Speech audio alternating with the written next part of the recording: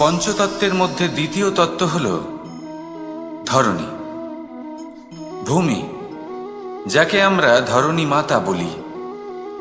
এই ধরণী ধৈর্য ধারণ করে, আর এর ওপরেই আমাদের সমগ্র সংসার নির্ভরশীল। কারণ এই ভূমি সহ্য ক্ষমতা রাখে, এর সহ্য ক্ষমতা হল অপরিসীম। সন্তান যতই আঘাত প্রদান করুক না কেন, প্রেম পূর্বক সহ্য করে, আর তার বদলে অমূল্য রত্ন প্রদান করে। সন্তান যদি হাল চালায়, তাহলে তার বদলে তাকে অন্ন প্রদান করে। এটাই হলো ধরণী। এবার এর থেকে আমরা কি শিক্ষা পেতে পারি? এটাই যে কারোর জন্য কিছু করা বা কাউকে কিছু দেওয়া মনে কোনো কামনা ছাড়াই। আর এই কথাটা বুঝে যান, যদি কারোর জন্য কামনা না রেখে বা কোনো পাওয়ার আশা না রেখে কারোর জন্য কিছু করেন বা কারোকে কিছু দেন, যদি এটা আপনি শিখতে পারেন, তবে আপনি ভালোবাসতে শিখে গেছেন। আর সেই জন্যই এই ধরিত্রীকে মাতা বলা হয়। কারণ মাতা শুধু উনি নন যিনি গর্ভে সন্তানকে ধারণ করেন, মাতা তো উনিও যিনি জীবন বাঁচতে শেখান, যিনি জীবন বাঁচার উদাহরণ প্রদান করেন। তাহলে ধরণীর থেকে এই নিঃস্বার্থ ভাব শিখুন, নিঃস্বার্থ ভালোবাসা শিখুন, আর এই ভালোবাসার সাথেই বলুন রাধা রাধা।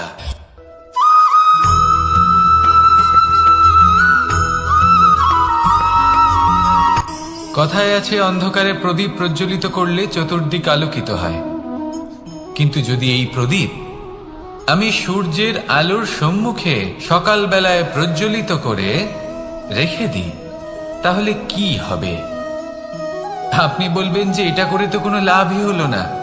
সূর্যের প্রকাশের সামনে এই প্রদীপ আসলে কিছুই নয়। এবার এই চিন্তা ভাবনা প্রত্যেক দিন করতে হবে, আর একটা অমূল্য শিক্ষা পেতে হবে। মনে করুন যে আপনি মহাপুরুষের সামনে বসে আছেন, কোনো মহাজ্ঞানীর সামনে। তাহলে সেই ব্যক্তির সামনে নিজের জ্ঞানের প্রদীপ প্রজ্বলিত করবেন না, নীরব থাকুন, আর সেই ব্যক্তির সূর্যের প্রকাশের মতো জ্ঞান প্রাপ্ত করুন। যতটা পারবেন জ্ঞান লাভ করুন। যদি এমন কোনো সময়, এমন কোনো স্থানে আপনি আছেন যেখানে চতুর্দিক অন্ধকার, কারোর কাছেই জ্ঞান নেই, সেখানে নিজের জ্ঞানের প্রদীপ প্রজ্বলিত করুন। এমন করলে দুদিক থেকেই আপনার লাভ হবে। আপনার জ্ঞান প্রাপ্তিও হবে, আর জ্ঞানের সঠিক প্রয়োগও করতে পারবেন।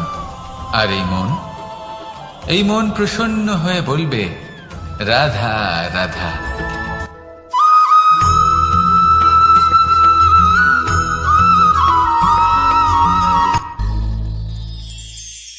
শিশিরের বিন্দু পাতার ওপর পড়ে আর তার গায়ে লেগে থাকে। পাতা তাকে শুষে নিতে পারে না, আর শেষ পর্যন্ত সে ঝরে পড়ে যায়। অন্যদিকে রয়েছে মেঘ এবং চাতক। এদের মধ্যে অনেক দূরত্ব থাকে। মেঘ থাকে আকাশে আর চাতক থাকে ধরিত্রীতে। কিন্তু যখন এই মেঘ থেকে বৃষ্টি ঝরে পড়ে, এই চাতক কিন্তু সেই জলই পান করে, নয়তো সে তৃষ্ণার্ত থেকে যায়। এবার অন্যদিকে দেখলাম শিশির বিন্দু আর পাতার এই সম্পর্ক। এরা খুব কাছাকাছি থাকে, ঘনিষ্ঠও থাকে। অন্যদিকে রয়েছে মেঘ এবং চাতকের সম্পর্ক, যাদের মধ্যে অনেক দূরত্ব থাকা সত্ত্বেও তারা খুব ঘনিষ্ঠ, তাই না? এই সারমর্ম খুব সরল। এই নৈকট্য, এই দূরত্ব, তা আপনার সম্পর্কে প্রভাব কিছুতেই ফেলতে পারে না। এই নৈকট্য, এই দূরত্ব, এইসব হলো শুধুমাত্র মনের ব্যাপার। কখনো আপনি অনুভব করেছেন আপনি কারোর থেকে অনেক অনেক দূরে আছেন, অনেক দূরে আছেন, তাও সেই ব্যক্তির প্রতি আপনি টান অনুভব করেন। সেখানে আপনি কারোর সাথে প্রত্যেক দিন অতিবাহিত করেন, সমস্ত জীবন অতিবাহিত করেন, সব থেকে বেশি সময় তার সাথে অতিবাহিত করেন, তাও তার প্রতি সেই টান অনুভব করেন না। এই সংকেত হলো মনের দূরত্বের। তাহলে মনের এই দূরত্ব দূর করুন আর আমার সাথে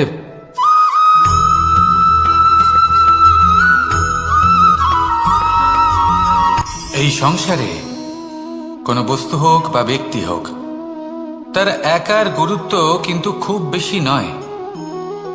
একটা উদাহরণ হিসেবে বৃষ্টির ফোঁটাকে ভেবে দেখুন। যদি একটি বৃষ্টির ফোঁটা হয় তাহলে তার খুব বেশি গুরুত্ব থাকে না, কিন্তু যখন সহস্র বৃষ্টির ফোঁটা মেঘের মধ্যে দিয়ে ঝরে পড়ে তখন সেটা বর্ষার রূপ ধারণ করে। সেই বর্ষা যাই প্রকৃতিকে শান্ত করে। সেইভাবেই পাথরের ছোট টুকরো, তার খুব বেশি গুরুত্ব থাকে না, কিন্তু যখন অসংখ্য পাথরের টুকরো একত্রিত হয় তখন তা পর্বতের আকার ধারণ করে।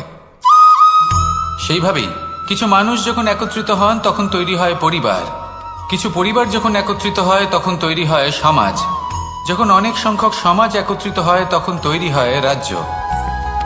এবার এই রাজ্যের সবথেকে গুরুত্বপূর্ণ ব্যক্তি হতে পারেন রাজা, কিন্তু তাও সেই রাজা একা কিছু করতে পারেন না। যুদ্ধ লড়ার সময় তারও নিজের সৈন্যদলকে প্রয়োজন পড়ে। কিন্তু এই সংসারে এমন একজন ব্যক্তি আছেন যিনি একাই সব কাজ করতে থাকেন, এবং সেই ব্যক্তি হলেন মা। আমাদের জীবনে একজন পিতার ভূমিকা কিন্তু নিঃসন্দেহে অমূল্য, কিন্তু আমাদের সকলের জীবনে যে ভূমিকা একজন মায়ের তা অন্য কারোর থাকে না। একজন মা একাই সন্তানকে বড় করতে পারেন, সংস্কারী করে তুলতে পারেন, তার জন্য পরিশ্রম করেন। আর এত কিছু কাজ করার পরেও তার কাজের জন্য তিনি প্রশংসা অবশ্য পান না। উল্টে যদি সেই সন্তান অনুচিত পথে চালিত হয়, অনুচিত কর্ম করে, তখন সেই মাকেই অপবাদের পাত্র হয়ে উঠতে হয়। আমাদের জীবনে মায়ের যোগদান কতটা সেটা বুঝুন। আপনাকে বড় করে তোলার জন্য উনি কতটা পরিশ্রম করেছেন সেটা বুঝুন। আজ থেকে, এখন থেকে, এই মুহূর্ত থেকে মাকে সম্মান করতে শিখুন। যখন সময় পাবেন, যখন সুযোগ হবে, তখন তার প্রশংসা করুন, ওনারও ভালো লাগবে। আর মায়ের এই মমতার জন্য, তার এই ভূমিকার জন্য আসুন সবাই মিলে আমরা তাকে প্রণাম করি, আর সকলে মিলে ভালোবেসে বলি রাধা রাধা।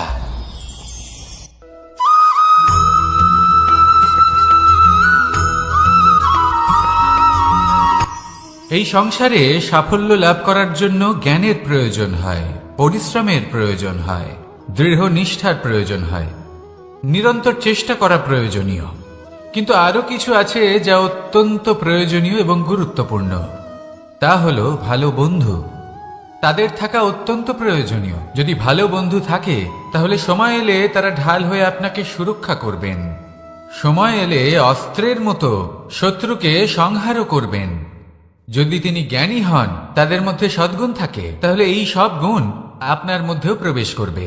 তাহলে সাফল্যের জন্য ভালো বন্ধু পাওয়া অত্যন্ত প্রয়োজনীয়। কিন্তু শুধু বন্ধু কেন, ভালো শত্রুও থাকা প্রয়োজনীয়। এবার আপনি ভাববেন, আমি কি বললাম? যদি আপনার জীবনেও ভালো অর্থাৎ শক্তিশালী শত্রু থাকে, তাহলে আপনিও শক্তিশালী হতে থাকবেন। এই শত্রু আপনাকে প্রেরিত করবে আরো বেশি শক্তিশালী হয়ে ওঠার। কখনো কোনো হরিণকে দেখুন, তীব্র গতিতে দৌড়তে থাকে। কেন তীব্র গতিতে দৌড়য়? এই কারণে নয় যে কোথাও তার জন্য মধুর ঘাস অপেক্ষা করে রয়েছে, না। সে এই কারণে তীব্র গতিতে দৌড়য় কারণ সেটা না করলে তার পেছনে একটি সিংহ আছে যে ওকে নিজের ভোজন করে ফেলবে। তাই জীবনে বিপদ, সংকট, এই সবকিছুও হলো অত্যন্ত গুরুত্বপূর্ণ। তার সম্মুখীন হতে শিখুন, আর আমার সাথে ভালোবেসে বলুন রাধা রাধা।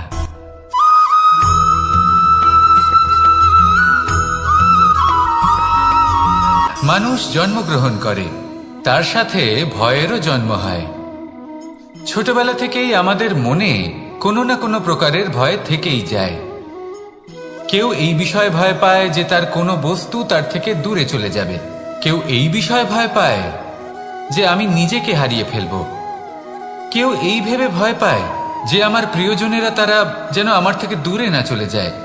কেউ এই ভেবে ভয় পায় যে আমরা যেন পথ না হারিয়ে ফেলি। আদি ইত্যাদি। কিন্তু সত্যি কথা বলতে ভেবে দেখুন, এই ভয় বাস্তবে কি? শুধুই একটা মনস্থিতি, আর কিছুই নয়।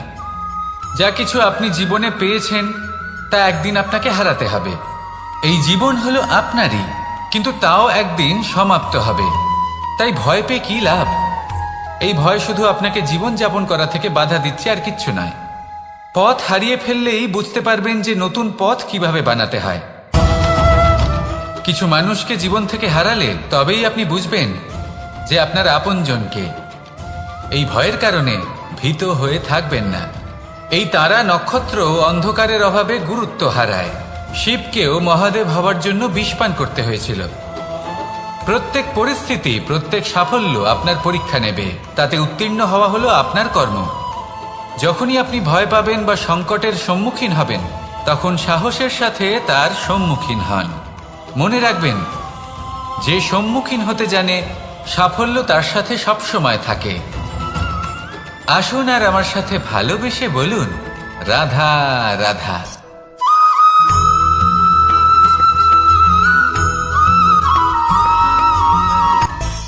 মানুষের মধ্যে একটা বিচিত্র প্রবৃত্তি থাকে, অন্য সকলের বিষয়ে, তাদের জীবনের বিষয়ে, তাদের ব্যক্তিত্বের বিষয়ে, তাদের ভবিষ্যতের বিষয়ে অনুমান করা। এটা হলো অনুচিত। কারোর অতীতকালকে দেখে লোকে ভবিষ্যৎ বলে দিতে পারেন, বর্তমানকে দেখে ভবিষ্যতের বিষয়ে অনুমান করে ফেলেন। উদাহরণ দিতে হলে বলবো, কোনো দাসকে দেখুন, ওকে দেখে লোকে বলে যে ওর ভবিষ্যৎ সেটাই হতে পারে, অনুমান করে ফেলেন। আর এই রাজাকে দেখুন, উনি তো কত সুখী হবেন, উনি তো জগতের সব থেকে অধিক সুখী মানুষ, কত সুখ সুবিধা আছে ওনার কাছে, ধারণা করে ফেলেন। তবে সত্য তো এটাই যে কারোর ব্যক্তিত্বের বিষয়ে, তাদের ভবিষ্যতের বিষয়ে আপনি পূর্ণ সত্য কখনোই বলতে পারবেন না, শুধু অনুমান করতে পারবেন। আর এই অনুমান করে সত্যি কোনো লাভ হয় না, কারণ এই কাল সেটা হলো অত্যন্ত শক্তিশালী। কালো থেকে কালোতর কয়লাকেও হিরেতে পরিণত করতে পারে, অনেক বড় বড় রাজাকেও বিদূষক বানিয়ে ফেলতে পারে এক মুহূর্তেই। তাহলে আপনি অনুমান করে কি লাভ? কি পেলেন অনুমান করে? সেই জন্য কারোর বিষয়ে কোনো অনুমান করবেন না, তার ভবিষ্যতের বিষয়ে অনুমান করতে যাবেন না, কারোর বিষয়ে কোনো ধারণা করে নেবেন না। কিছু করতে হলে ভালোবাসুন, সবার মধ্যে ভালোবাসা ছড়ান, সবার মধ্যে ধন্যাত্মক ভাব ছড়ান। এই মন প্রসন্ন হয়ে বলবে, রাধা রাধা।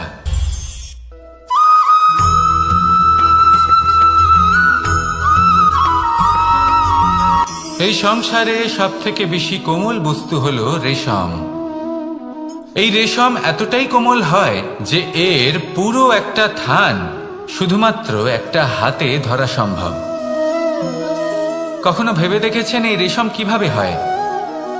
একটি কীট তার লালার দ্বারা উৎপন্ন হয়। এই কীট সেই রেশমকে পাক দিতে থাকে, পাক দিতেই থাকে, দিতেই থাকে, আর আস্তে আস্তে তার মধ্যেই জড়িয়ে পড়ে।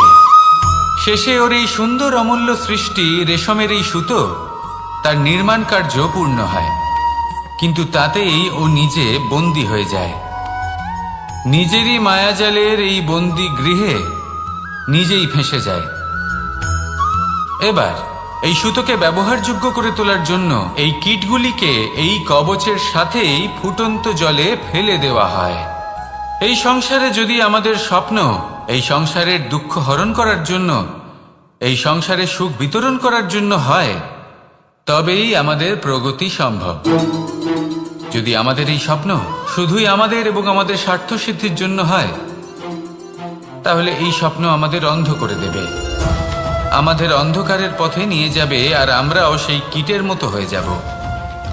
নিজেদেরই মায়াজালে আমরা নিজেই ফেঁসে যাব, আর শেষে আমরা যদি কিছু লাভ করি তা হবে একাকিত্ব, অন্ধকারময় মৃত্যু। তাই স্বপ্ন অবশ্যই দেখুন, কিন্তু এমনভাবে স্বপ্ন দেখবেন না যে তার এই বন্দিগৃহে আপনি নিজেই ফেঁসে গেলেন। স্বপ্ন দেখুন পরোপকারে।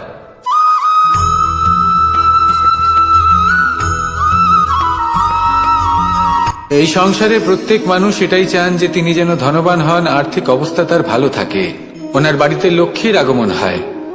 কিন্তু সেটা হবে কি করে, সেটাই হলো প্রশ্ন। কেউ বলেন যে যদি পরিশ্রম করো তাহলে ধন অর্জন সম্ভব, কেউ বলেন যে যদি বিদ্যা লাভ হয় তবেই ধন অর্জন সম্ভব, কেউ বলেন যে যদি বলশালী হও তবেই সম্পন্ন থাকবে। ভালো কথা, যদি তাই হয়ে থাকে, তবে দিনমজুর সারা দিন পরিশ্রম করেন, তিনি কেন ধনী হন না? অনেকজন বিদ্বান মানুষ আছেন এই সংসারে, তারা কেন ধনবান হন না? অনেক সংখ্যক বলশালী ব্যক্তি আছেন, তাদের কাছে ধন নেই কেন? তাদের কেন ধনের অভাব হয়? আবার এমনও কিছু মানুষ আছেন যারা পরিশ্রম করেন, তারা দিনমজুর, কিন্তু তারা ধন অর্জন করতে পারেন। কিছু বিদ্বান ব্যক্তি আছেন যাদের কাছে অধিক মাত্রায় ধন রয়েছে, কয়েকজন বলশালী ব্যক্তি রয়েছেন যাদের কাছে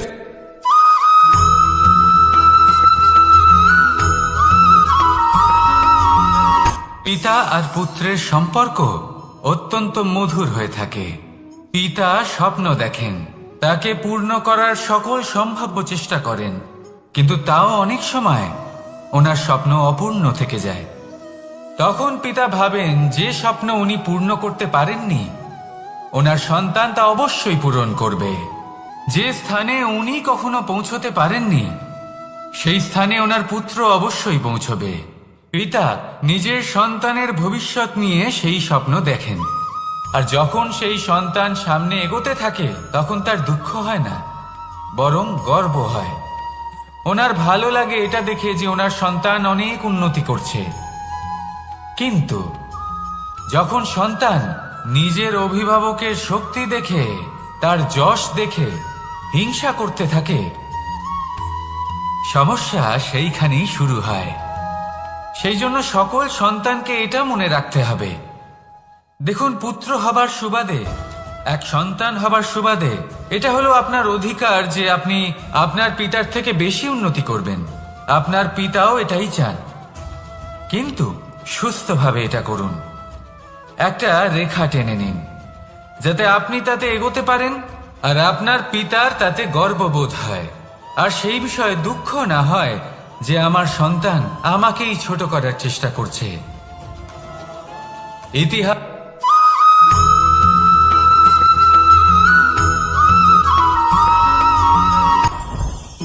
জীবনে কিছু শেখা অত্যন্ত গুরুত্বপূর্ণ। এবার কি কি শিখতে হবে সেই সব শেখানোর জন্য অনেক শিক্ষক রয়েছেন, কিন্তু কি শিখবেন না আর কি করবেন না, এটা আমাদের নিজের অভিজ্ঞতা দিয়ে শিখতে হয়। কিন্তু তার মানে এটা নয় যে যদি আপনাকে শিখতে হয় যে আগুনের তাপ কতটা, আপনাকে আগুনের মধ্যে হাত দিতে হবে। না, অন্য কারোর অভিজ্ঞতা দ্বারাও শিখতে পারেন। প্রশ্ন শুধুমাত্র একটাই যে আপনি কি শিখতে চান নাকি চান না। যদি আপনি এটাই ভাবেন যে আমি শুধুই নিজের অভিজ্ঞতা দ্বারাই শিখতে চাই, তাহলে জীবনকাল ছোট মনে হবে, অনেক কিছুই শিখতে পারবেন না। তাই নিজের সাথে সাথে বড়দের অভিজ্ঞতা দ্বারাও শেখা শুরু করে দিন। এই সংসারের অভিজ্ঞতা দ্বারা শিখতে শুরু করে দিন। আর এটা নিশ্চিত রূপে শেখা আবশ্যক যে কখন কি করবেন না, কোথায় থামতে হবে আর কোথায় থামবেন না। তাহলে আসুন আর আমার সাথে ভালোবেসে বলুন, রাধা রাধা।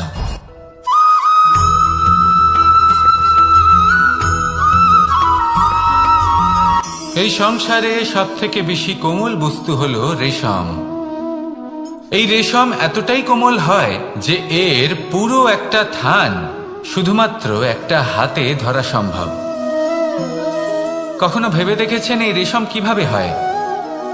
একটি কীট তার লালার দ্বারা উৎপন্ন হয়।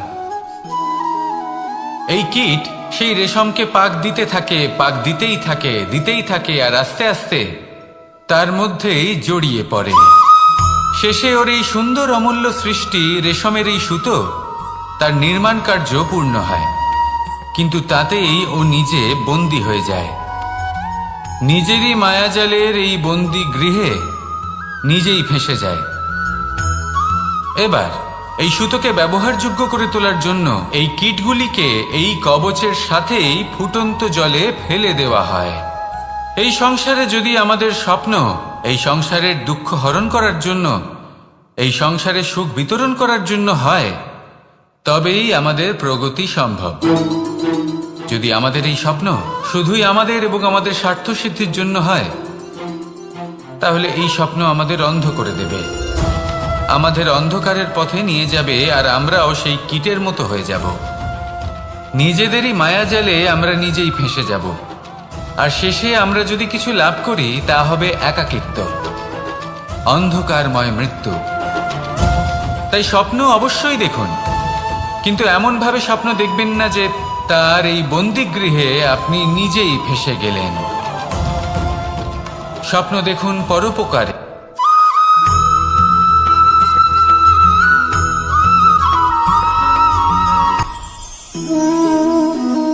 শক্তি এক অত্যন্ত বিচিত্র বস্তু, বা বলতে পারেন অনুভূতি। পিতা সবসময় চান যেন তিনি তার শক্তি পুত্রকে। আসুন আপনাকে সহজে বোঝাই। যদি আপনি সুপাত্র হন আর আপনাকে শক্তি দেওয়া হয়, তাহলে আপনি সেই শক্তির গুরুত্ব বুঝবেন, কোথায় সেই শক্তি প্রয়োগ করা উচিত সেটা বুঝবেন। আর এটা যেহেতু অর্জন করা শক্তি হবে, সেই শক্তির অপব্যবহার হবে না। কিন্তু যদি এই আপনি কুপাত্র হন আর যদি আপনাকে এই শক্তি দেওয়া হয়, তাহলে কি হবে? দেখতে গেলে এই শক্তি আপনি দান হিসেবে পেয়েছেন, তাই না আপনি এই শক্তির গুরুত্ব বুঝবেন, আর না এর প্রয়োগ আপনি জানবেন। তার অপব্যবহার হওয়া সুনিশ্চিত। তাই যদি আপনি কোনো শক্তি অর্জন করতে চান, তাহলে আগে তার যোগ্য হয়ে উঠুন, পুত্র নয় পাত্র হয়ে উঠুন। আর আমার সাথে ভালোবেসে বলুন, রাধা রাধা।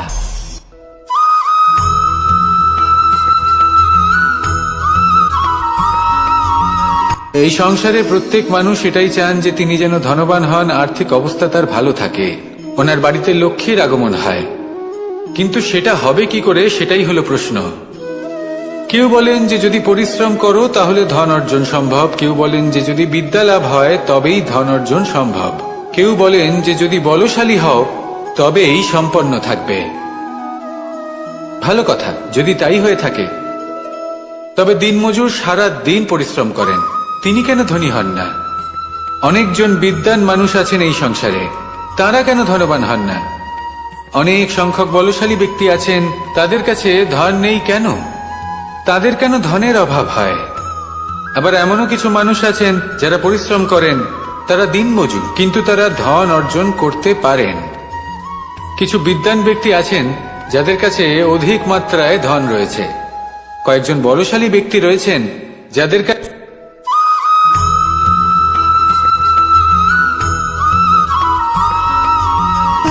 সুখ, দুঃখ এবং শক্তি, এই তিন হলো এই সংসারের ত্রিদেবের মতো। আমাদের জীবনে যা কিছু ঘটছে এই তিনটির ভিত্তির উপরেই হচ্ছে। আসলে এই সংসারের একটা নিয়ম আছে, যখনই আপনি কিছু লাভ করেন, এই সংসার আপনার পরীক্ষা নেয়। এটা জানার জন্য আপনার পরীক্ষা নেয় যে আপনি যা কিছুই লাভ করেছেন, আপনি কি আদৌ সেটার যোগ্য কিনা। ঠিক সেইভাবেই এই সুখ, দুঃখ এবং শক্তি আপনার পরীক্ষা নিয়ে থাকে। যখন সুখ আসে তখন সে আপনার পরীক্ষা নেয় যে আপনার মধ্যে অহংবোধ জাগ্রত হয়নি তো।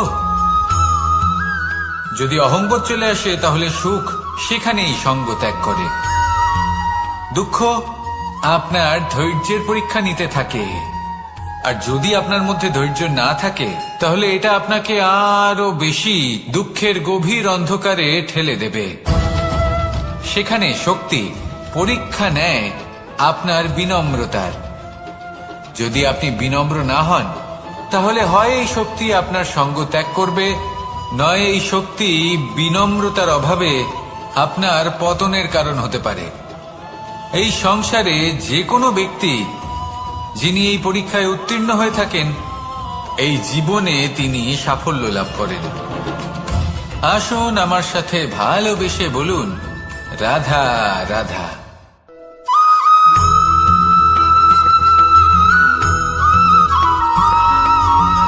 পঞ্চতত্ত্বের মধ্যে দ্বিতীয় তত্ত্ব হল ধরণী, ভূমি, যাকে আমরা ধরণী মাতা বলি। এই ধরণী ধৈর্য ধারণ করে, আর এর ওপরেই আমাদের সমগ্র সংসার নির্ভরশীল। কারণ এই ভূমি সহ্য ক্ষমতা রাখে, এর সহ্য ক্ষমতা হল অপরিসীম। সন্তান যতই আঘাত প্রদান করুক না কেন, প্রেম পূর্বক সহ্য করে, আর তার বদলে অমূল্য রত্ন প্রদান করে। সন্তান যদি হাল চালায়, তাহলে তার বদলে তাকে অন্ন প্রদান করে। এটাই হলো ধরণী। এবার এর থেকে আমরা কি শিক্ষা পেতে পারি? এটাই যে কারোর জন্য কিছু করা বা কাউকে কিছু দেওয়া মনে কোনো কামনা ছাড়াই।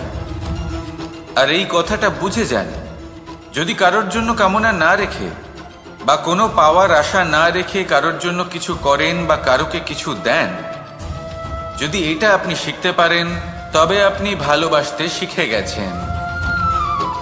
আর সেই জন্যই এই ধরিত্রীকে মাতা বলা হয়। কারণ মাতা শুধু উনি নন যিনি গর্ভে সন্তানকে ধারণ করেন, মাতা তো উনিও যিনি জীবন বাঁচতে শেখান, যিনি জীবন বাঁচার উদাহরণ প্রদান করেন। তাহলে ধরণীর থেকে এই নিঃস্বার্থ ভাব শিখুন, নিঃস্বার্থ ভালোবাসা শিখুন, আর এই ভালোবাসার সাথেই বলুন রাধা রাধা।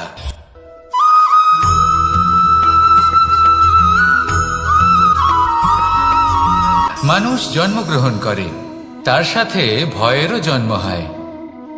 ছোটবেলা থেকেই আমাদের মনে কোনো না কোনো প্রকারের ভয় থেকেই যায়।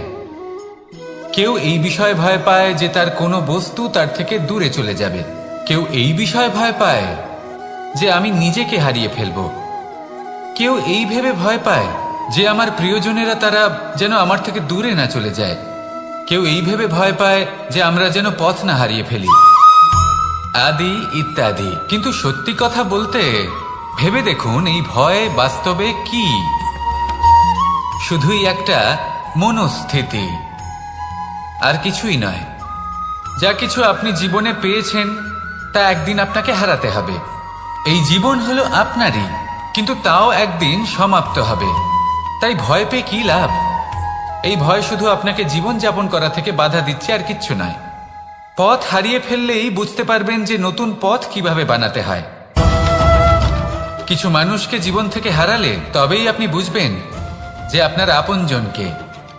এই ভয়ের কারণে ভীত হয়ে থাকবেন না। এই তারা নক্ষত্র অন্ধকারের অভাবে গুরুত্ব হারায়। শিবকেও মহাদেব হবার জন্য বিষ পান করতে হয়েছিল। প্রত্যেক পরিস্থিতি, প্রত্যেক সাফল্য আপনার পরীক্ষা নেবে, তাতে উত্তীর্ণ হওয়া হলো আপনার কর্ম। যখনই আপনি ভয় পাবেন বা সংকটের সম্মুখীন হবেন, তখন সাহসের সাথে তার সম্মুখীন হন। মনে রাখবেন, যে সম্মুখীন হতে জানে সাফল্য তার সাথে সবসময় থাকে। আসুন আর আমার সাথে ভালোবেসে বলুন রাধা রাধা।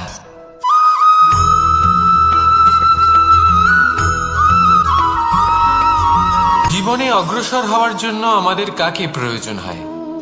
মাতা পিতা, বন্ধু, প্রেম, সাহায্য, অর্থ, পরিশ্রম, আশা। ভিন্ন ভিন্ন মানুষ ভিন্ন ভিন্ন বিকল্প চয়ন করে। যদি আমি আপনাকে বলি, তাহলে জয় আর পরাজয়ের মন্ত্র দুটো শব্দের উপর নির্ভর করে, মেনে নেওয়া আর দৃঢ় হওয়া। যদি মেনে নেন তাহলে হেরে যাবেন, যদি দৃঢ় হন তাহলে নিশ্চিত রূপে জয়ী হবেন। যদি কখনো আপনি ক্লান্ত হয়ে ওঠেন, আপনি দুঃখী হন, পুরোপুরি ভেঙে পড়েছেন, তখন মেনে নেবেন না যে আপনি ভেঙে পড়েছেন, নয়তো হেরে যাবেন। তখন উল্টে স্থির করবেন যে যাই হয়ে যাক না কেন, আমি জয়ী হবই। আর আপনি দেখবেন যে জয় নিশ্চিত রূপে আপনার কাছেই আসবে। তাহলে এই কথা মনে রাখবেন আর আমার সাথে ভালোবেসে বলবেন রাধা রাধা।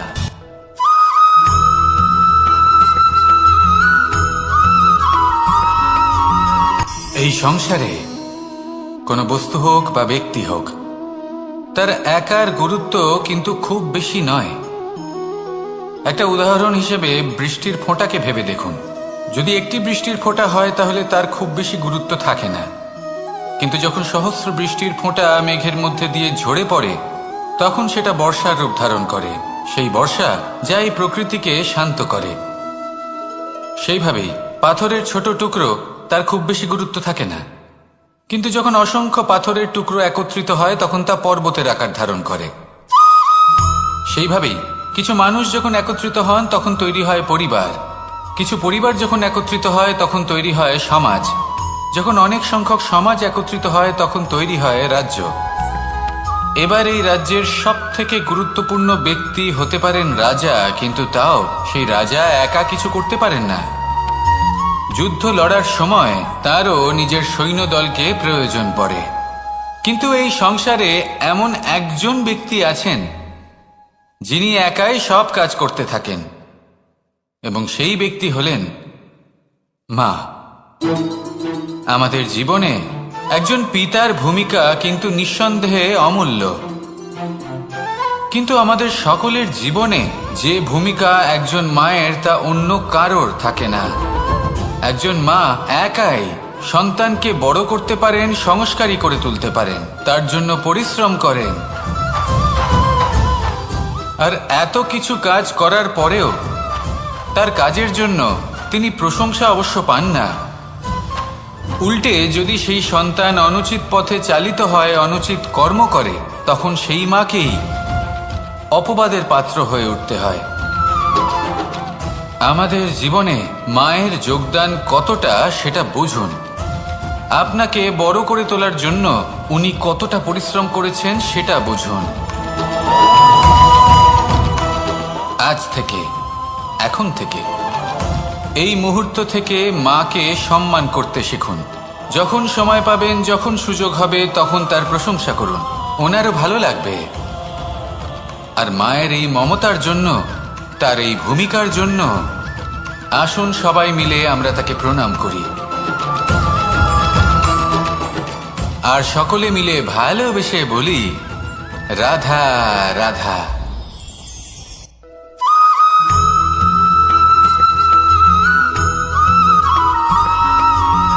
এই সংসারের সব থেকে গুরুত্বপূর্ণ তত্ত্ব কোনটা?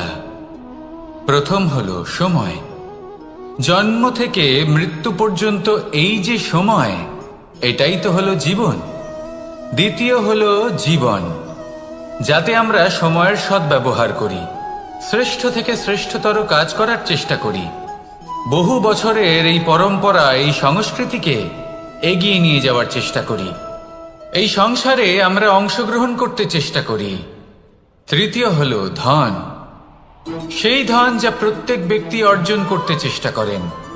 এবার এই তিনটি তত্ত্বের মধ্যে একটা সামঞ্জস্য আছে, সমান ব্যাপার আছে, সে ধনই হোক বা সময় হোক বা হোক জীবন। আর সেই সমান ব্যাপার হলো যে যদি আপনি এটা গণনা করতে থাকেন তাহলে তা কমতে থাকে, যদি আপনি এটা ব্যবহার করেন তাহলে তা বাড়তে থাকে। একে সংগঠিত করে রাখতে চেষ্টা করলে এ হাত থেকে ফসকে যায়, কিন্তু যদি আপনি একে সামলে রাখতে শিখে যান তাহলে এমন কাজ করবেন যাতে সংসারের সাথে সাথে পরবর্তী প্রজন্ম লাভবান হবে।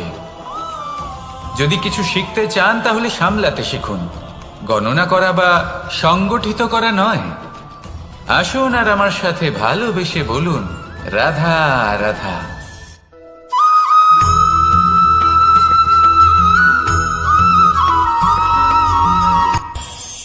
এই সংসারে আমরা প্রকাশ কোথা থেকে পাই? এর উত্তর বড়ই সরল। ভোরে যখন সূর্যোদয় হয় তখন প্রকাশের কিরণ আমাদের ঘরে এসে পৌঁছয়। এইভাবেই আমরা প্রকাশ লাভ করি। এবার এই প্রকাশের আলোতেই আমরা সারাদিনের কাজ সম্পন্ন করি। সন্ধে হয়ে যায়, সূর্যাস্ত হয়ে যায়, আর আমাদের ঘর যাতে অন্ধকার না হয় তার জন্য আমরা একটা প্রদীপ প্রজ্বলিত করি। এটাই ঘটে আমাদের জীবনেও। এবার প্রবাহমান আয়ুর সাথে আমরা আমাদের অন্তরে যদি একটা প্রদীপ প্রজ্বলিত করে নিই তাহলে বিষয়টাই অন্যরকম হবে। এবার আপনি বলবেন কোন প্রকাশের কথা বলছি যা আমাদের অন্তরে জাগ্রত করা সম্ভব? আমাদের আত্মার মাঝে প্রেমের প্রকাশ জাগ্রত করার কথা বলছি। কারণ আমাদের এই জীবন এও হলো দিনের আলোর মতো। আজ প্রকাশ আছে, কিন্তু কোনোদিন অবশ্যই অস্ত হবে।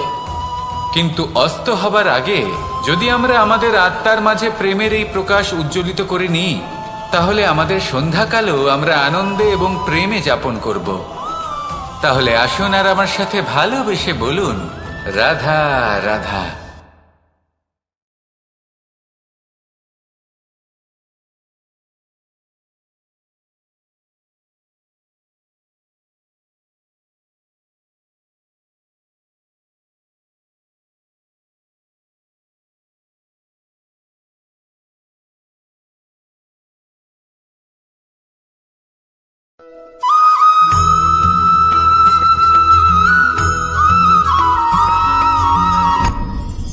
আপনি কি কখনো কোনো জলের ধারা দেখেছেন?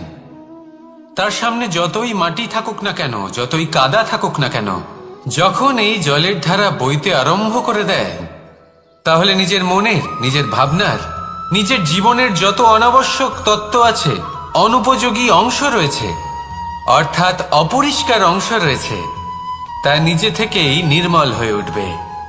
আর যেরকম জলের ধারা কখনো থেমে থাকে না, সব সময় বয়ে চলে, সেইভাবে আপনিও কখনোই থামবেন না। সবসময় বয়ে চলুন, এগোতে থাকুন। পথে যদি অনেক বিপদ আসে, সমস্যা আসে, থামবেন না, তার উপর নিরন্তর প্রহার করুন, নিরন্তর প্রয়াস করুন আর অগ্রসর হন। আপনি ভেবে দেখুন, এই জলের ধারা কখনো থেমে থাকে না, সবসময় বয়ে চলে, বিপদের সম্মুখীন হয়ে তাকে সাথে বয়ে নিয়ে চলে। সেই জন্য জলের ধারা, প্রবাহমান এই ধারা, এর থেকে কখনো দুর্গন্ধ আসে না, এতে কখনো ময়লা জমতে পারে না, বরং পালিত হয় সুন্দর প্রাণবন্ত জীবজন্তু, যেমন সুন্দর ছোট মাছ। তাই আপনিও এটাই করুন, কখনো থামবেন না, শুধু চলতে থাকুন, জলের ধারার মতো বইতে থাকুন। আপনি আপনার লক্ষ্য অবশ্যই খুঁজে পাবেন, আর তার সাথে নিজের অন্তরের যে মালিন্য রয়েছে তা আপনি নিজেই নিজের থেকে দূরে করে দেবেন। তাহলে আসুন আর আমার সাথে ভালোবেসে বলুন, রাধা রাধা।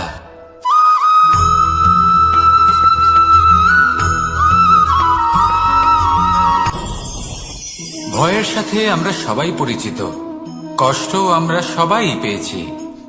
কখনো কখনো আমরা অসুস্থ হয়ে পড়ি, আর এমন সময় হলে মাতার মমতা, কখনো বাবার স্নেহ, কখনো বন্ধুদের পাশে থাকার অনুভূতি আমাদের রোগ নিরাময়ে সাহায্য করে। কখনো যদি আমরা নিরাশ হয়ে পড়ি, তখন যদি আমাদের কোনো আপনজন আমাদের দুটো ভালো কথা বলে, তখন আমাদের মনোবল বেড়ে যায়। ঠিক তেমন সংসারের এই রঙ্গমঞ্চে যদি আপনি পীড়িত অনুভব করেন, কিছু শুভ কথা আলোচনা করুন, কিছু স্তুতি গান করুন, কিছু মুহূর্তের জন্য হলেও নিজের ইষ্টদেবের কথা স্মরণ করুন আর প্রার্থনা করুন। সাহস বাড়বে, শক্তিও বৃদ্ধি পাবে এবং সামনে এগিয়ে চলার পথও দেখতে পাবেন। তখন এই মন প্রসন্ন হয়ে বলবে, রাধা রাধা।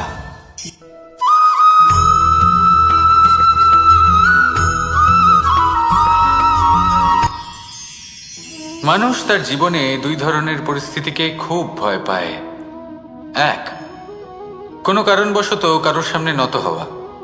দুই, কোনো কারণে নিজের চরিত্র থেকে, নিজের মূল্যবোধ থেকে বিচ্যুত হওয়া। এবার কেন হয় এরকম যে কথায় কথায় কারোর সামনে নত হতে হয়? কেন বারংবার নিজের চরিত্র থেকে চ্যুত হতে হয়? এরকম কেন হয়? এটা তখনই হয় যখন আমাদের শিক্ষা এবং মূল্যবোধের অভাব থাকে।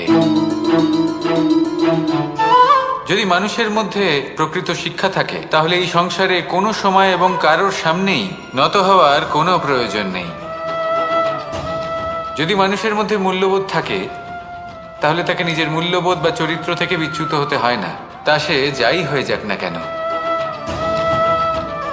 কোনো বালককে যদি জন্ম থেকেই সুশিক্ষার অধিকারী করা হয়, শিক্ষিত করা হয়, মূল্যবোধের অধিকারী করা হয়, তবে সে এই সংসারে এমন কর্ম করবে যাতে সে নিজেকে, নিজের পরিবারকে, সমগ্র সমাজকে গর্বিত করতে পারে।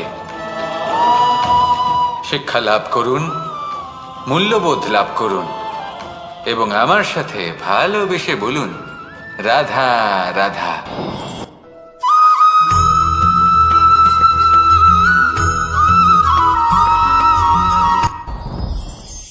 সাথী। সাথী এই শব্দটির ব্যাখ্যা কে কিভাবে করে? মিত্র, সখা, বন্ধু। কিন্তু অর্থ একটাই, তিনি যিনি আপনার সঙ্গী হন আর তিনি যার সাথী আপনি হন। এবার সব থেকে বড় প্রশ্ন হলো এটাই যে তিনি কে হতে পারেন যাকে আপনি আপনার সাথী বলে মেনে নিতে পারেন, নিজের সখা, নিজের মিত্র, নিজের বন্ধু মেনে নিতে পারেন। আপনার সাথী হলেন তিনি যিনি দুঃখের সময় আপনার পাশে থাকবেন, আপনার হাত ধরে থাকবেন। আপনার সাথী হলেন তিনি যার হাত আপনি নিজের সুখের দিনে ধরে থাকবেন। সেই সাথীরই হাত ধরুন যিনি দুঃখে সবসময় আপনাকে সাহায্য করার জন্য তৎপর হয়ে থাকেন, আপনার পাশে থাকেন, আর যাকে সুখের দিনে আপনি আপনার সাথে রাখতে পারেন। আর যখন আপনার সাথে আপনার এই সাথী থাকবে তখন আপনি এটা বুঝবেন যে যখন জীবনে দুঃখ আসে তখন এই দুঃখ কমে যায়, সবার মধ্যে ভাগ হয়ে যায়। আর যদি তখন সুখ আসে তাহলে সেটা সবার উপস্থিতিতে আরো বেড়ে যায়। এটাই হলো প্রেম, এটাই হলো ভালোবাসা, এটাই হলো সঙ্গ। যেমন সম্পর্ক আমার আর রাধার মাঝে। তাহলে আসুন আর আমার সাথে ভালোবেসে বলুন, রাধা রাধা।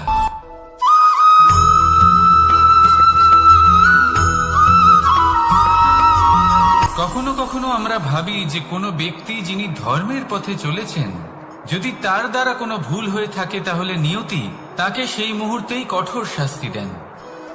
কিন্তু সেই সব মানুষ যারা সংসারের সব থেকে বড় অধর্মী, বহু নিকৃষ্ট মানের কাজ করেন, তাদের নিয়তি অনেক সুযোগ দেন। তাদের নিয়তি এরকম কঠোর প্রহার করেন না। এই ভাবনা কখনো না কখনো মনে আসেই। ভেবে দেখুন কেন? আসলে জীবনকে বেশিরভাগ মানুষ একভাবেই দেখে থাকেন, বিভিন্ন স্তরে একে দেখা উচিত। এবার আপনি বলুন, এই সংসারে কোনো অধর্মী কখনো প্রেরণার উৎস হতে পারেন? কখনোই নয়। যে মানুষ নিজের আত্মাকে মলিন করে ফেলেছেন তিনি এই সংসারকে কিভাবে প্রেরণা যোগাবেন? উনি নিজেই বুঝতে পারেন না কোনটা করা উচিত, ধর্ম কোনটা। তাই নিয়তি তাকে একটা সুযোগ দেন, এটা বোঝার সুযোগ দেন যে কোনটা উচিত, কোনটা ধর্ম। সুযোগ দেন নিজের বিবেক জাগিয়ে তোলার, তাকে সুযোগ দেন নিজের অন্তরাত্মার ডাক শোনার।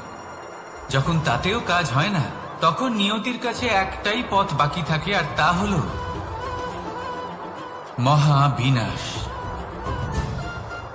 মহাবিনাশ হয়তো দেরিতেই আসতে পারে, কিন্তু তা অবশ্যই আসবে।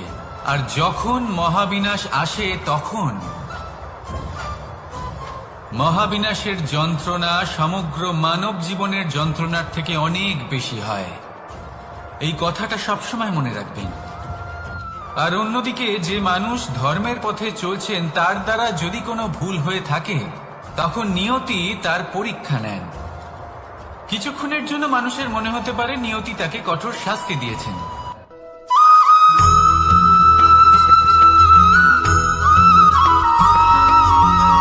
মানুষের মানসিকতা এমন হয় যে সে যতটা করে আশা করে যে তার থেকে অনেক বেশি তার বদলে সে পাবে।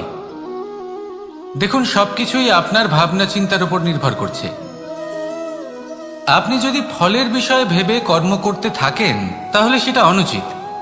জীবনের আসল আনন্দ হলো নিজের কর্ম করতে থাকা, ফলের চিন্তা করা উচিত নয়। যদি আপনি এরকম ভাবেন যে আমি এতটা করছি, আমার এতটা পাওয়া উচিত, সেই ভাবনা অনুচিত। যদি আপনি সেবার মানসিকতা নিয়ে কর্ম করতে থাকেন, কর্মচক্রে প্রবাহিত হন, যদি আপনি এমন ভাবনা রাখেন যে আমি এতটা পাচ্ছি তাই এর থেকে অনেক বেশি আমি কর্ম করব, তাহলে নিশ্চিতরূপে আপনি যতটা করছেন তার থেকে অনেক বেশি আপনি পাবেন, আপনার আশার থেকে অনেক বেশি আপনি পাবেন। শুধু জীবনে অনেক বেশি কাজ করতে থাকুন, ফলের চিন্তা করবেন না। আর মনে রাখবেন, এই ভাবনাই সব থেকে বড় বীজ। কর্মের উপর বিশ্বাস রাখুন, জীবনে যা যা আপনি চান সবই সুখময় হবে। আসুন আর আমার সাথে ভালোবেসে বলুন, রাধা রাধা।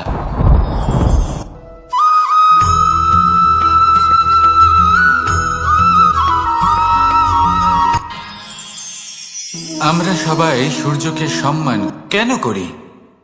কারণ আমরা জানি যে সন্ধেবেলা যখন সূর্যাস্ত হবে তখন শুধুমাত্র অন্ধকার বাকি থাকবে। ঠিক কিছুটা এরকমই হয় আমাদের মাতা পিতাও, যিনি আমাদের জন্ম দেন, আমাদের ভরণ পোষণ করেন, আমাদের বড় করেন, আমাদের প্রেম প্রদান করেন। কখনো কখনো তাদের মুখ থেকে কটু কথা নিঃসৃত হয়, আমাদের দুঃখ হয়, কিন্তু তখন আমাদের এটা বোঝা উচিত এগুলি নিঃসৃত হচ্ছে আমাদেরই মঙ্গলের জন্য। যেমন সূর্যদেব, উনিও উত্তাপ দিয়ে থাকেন আমাদেরই মঙ্গলের জন্য, যাতে ফসল পাকতে পারে, যাতে জল বাষ্প হয়ে মেঘ হতে পারে, বৃষ্টি হতে পারে, আর এই সংসারে নিরন্তর জলের প্রবাহ থাকে। আমাদের মাতা পিতা, তাদের কঠোর আচরণ, তাদের কঠোর অনুশাসনের পেছনে লুকিয়ে থাকে ওনাদের ভালোবাসা। আমাদের তা বুঝতে হবে, সসম্মানে ওনাদের গ্রহণ করতে হবে। কারণ ঠিক সূর্যাস্তের পরে যেমন চতুর্দিক অন্ধকারচ্ছন্ন হয়ে যায়, তেমনি আমাদের জীবন থেকে যখন আমাদের মাতা পিতা চলে যায় তখন আমাদের জীবনেও শুধু এবং শুধুমাত্র অন্ধকারই ছেয়ে থাকে। সেই জন্য নিজের মাতা পিতাকে সম্মান করুন, ওনাদের ভালোবাসা প্রদান করুন। এই মন আর এই জীবন প্রসন্ন হয়ে বলবে, রাধা রাধা।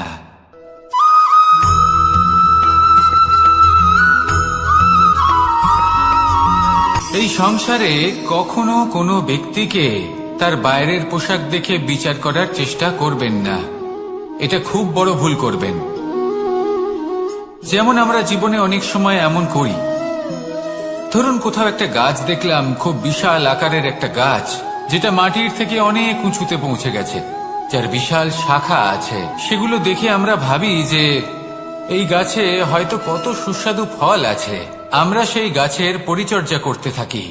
আবার অন্যদিকে হলো একটি তৃণ, যেটা মাটি থেকে কিছুটা উঁচুতে পৌঁছেছে, কিন্তু সেই তৃণর নিচে, মাটির নিচে অত্যন্ত সুস্বাদু ফল বা সবজি জন্ম নেয়, যা আমাদের স্বাস্থ্যের পক্ষে অত্যন্ত উপকারী। সেই জন্য কখনো আবরণ দেখে কাউকে বিচার করতে চেষ্টা করবেন না। তার বদলে এটা বোঝার চেষ্টা করুন যে আপনার সামনে যে ব্যক্তি আছে বা বস্তু আছে তার বিশেষত্ব কি।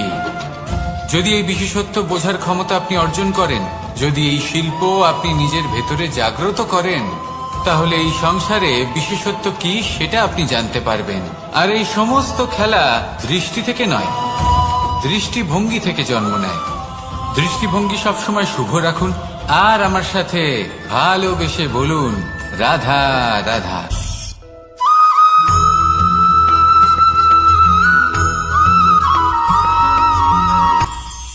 এটা হলো ধান গাছ। এর থেকে যে চাল উৎপন্ন হয় তা মানুষ গ্রহণ করেন। আর এটা কি? এ হলো জংলি ঘাস। একবার ভেবে দেখুন, যদি এই জংলি ঘাস ধান গাছের আশেপাশে থাকে তাহলে কি হবে? ধান উৎপন্ন হতে পারবে? তা উৎকৃষ্ট হতে পারবে? আমরা কি তা গ্রহণ করতে পারবো? কখনোই নয়। এই জংলি ঘাস ধানকে নষ্ট করে দেবে, কিন্তু নিজে জীবিত থাকবে। এটাই হলো আজকের শিক্ষা। এই সংসারে যদি আপনি নীতির পথে চলতে চান, উচিত কর্ম করতে চান, সংসারকে সেবা করতে চান, তাহলে জংলি ঘাসের মতো ব্যক্তিদের থেকে সবসময় দূরে থাকতে হবে। সেই ব্যক্তি যারা দুর্নীতি এবং মিথ্যা দ্বারা পরিপূর্ণ, যাদের ব্যবহার অশুভ, যাদের অনেক অশুভ গুণ রয়েছে, তারা সঠিক নয়। সেই সকল ব্যক্তি যাদের চরিত্র অত্যন্ত দুষ্ট হয়, তারা হয় শুভ চরিত্রের ব্যক্তিকে একদম নষ্ট করে দেয়, নয় নিজের মতো বানিয়ে তোলে। তাই যদি আপনি নীতির পথে চলতে চান, এই সংসারের জন্য শুভ কর্ম করতে চান, তাহলে সেই সঙ্গ লাভ করুন যে সঙ্গ জ্ঞানে পরিপূর্ণ, যাদের মধ্যে অনেক গুণ আছে, যাদের থেকে প্রতিদিন কিছু শিখতে পারবেন, এমন ব্যক্তির সাথে জীবন অতিবাহিত করুন। দুরাচারীদের থেকে দূরে থাকুন, তবেই এই মন প্রসন্ন হয়ে বলবে, রাধা রাধা।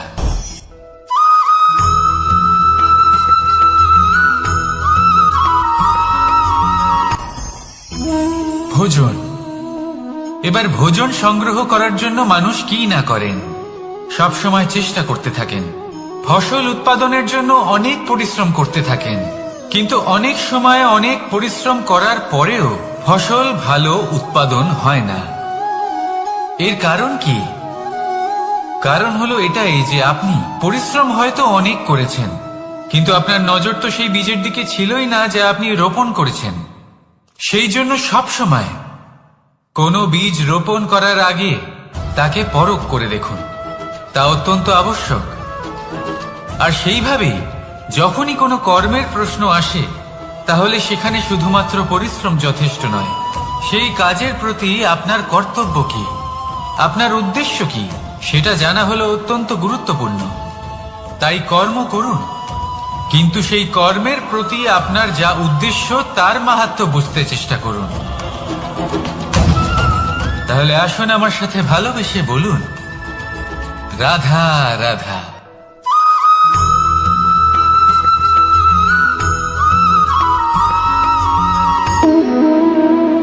সম্পর্ক হলো আমাদের জীবনের একটি আধার। কিছু সম্পর্ক এমন যা আমরা জন্মসূত্রে লাভ করি, যেমন পরিবার, মা, বাবা। কিছু সম্পর্ক আছে যা আমরা জীবনে অর্জন করে থাকি, তা সে প্রেমের হোক, স্নেহের হোক বা বন্ধুত্বের। এই সকল সম্পর্ক লাভ করার বা গড়ে তোলার 5টি ধাপ রয়েছে। প্রথম ধাপ, কোনো ব্যক্তির সাথে আলাপ হওয়া, তার সাথে কথা বলা বা তাকে দেখা। দ্বিতীয় ধাপ, সে ব্যক্তিকে আমাদের ভালো লাগা। তৃতীয় ধাপ, আমাদের এটা চাইতে শুরু করা যে জীবনে এই ব্যক্তি যেন আমাদের বন্ধু হন, আমাদের জীবনে থাকেন, বা আমাদের কাউকে ভালোবেসে ফেলা। আর এটা আমাদের ভাবা বা চাওয়া যে সেই ব্যক্তি যেন আজীবন আমার সাথে থাকেন, আমার জীবনে আমার সাথী হয়ে। চতুর্থ ধাপ, লাভ করা। এবার এই ধাপটি অনেক মানুষের পক্ষেই খুবই সরল হয়, বড়ই সরল ভাবে নিজেদের সঙ্গীকে লাভ করে থাকেন। কিছু মানুষের জন্য এই ধাপ অত্যন্ত কঠিন হয়ে থাকে।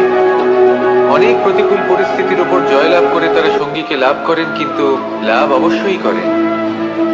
এরপরে আসে পঞ্চম, অন্তিম এবং সব থেকে গুরুত্বপূর্ণ ধাপ।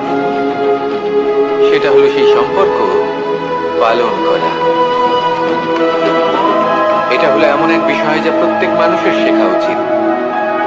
যদি ব্যক্তি নিজের জীবনে সম্পর্ক রক্ষা করতে শিখে যান, তবে প্রত্যেক সম্পর্ক তার জীবনকে স্বর্গ করে তুলবে। আসুন আর আমার সাথে ভালোবেসে বলুন, রাধা রাধা।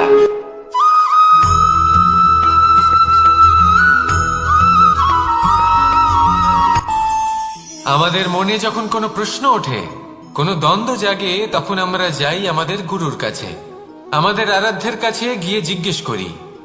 এইভাবেই একদিন আমি পৌঁছলাম আমার আরাধ্যের কাছে, আমার মহাদেবের কাছে, আর ওনাকে প্রশ্ন করলাম যে মহাদেব, জীবনে আনন্দ পাওয়ার, উৎসব পালনের, প্রেম ভাগ করে নেবার, জীবনকে উপভোগ করে নেওয়ার সর্বশ্রেষ্ঠ সময় কোনটা? মহাদেব হাসলেন আর উনি বললেন, জীবনে উৎসব পালনের সব থেকে শ্রেষ্ঠ দিন হল মৃত্যুর ঠিক আগের দিনটা।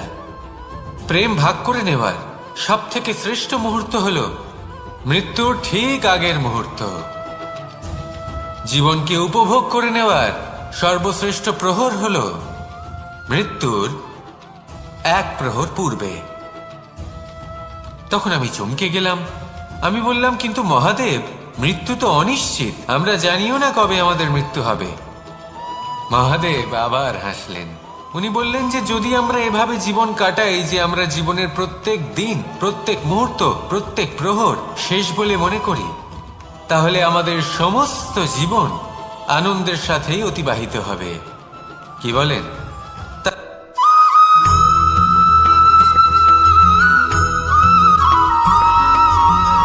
এই সংসারে কোনো বস্তু হোক বা ব্যক্তি হোক, তার একার গুরুত্ব কিন্তু খুব বেশি নয়। একটা উদাহরণ হিসেবে বৃষ্টির ফোঁটাকে ভেবে দেখুন। যদি একটি বৃষ্টির ফোঁটা হয় তাহলে তার খুব বেশি গুরুত্ব থাকে না, কিন্তু যখন সহস্র বৃষ্টির ফোঁটা মেঘের মধ্যে দিয়ে ঝরে পড়ে তখন সেটা বর্ষার রূপ ধারণ করে। সেই বর্ষা যা এই প্রকৃতিকে শান্ত করে। সেইভাবেই পাথরের ছোট টুকরো, তার খুব বেশি গুরুত্ব থাকে না, কিন্তু যখন অসংখ্য পাথরের টুকরো একত্রিত হয় তখন তা পর্বতের আকার ধারণ করে।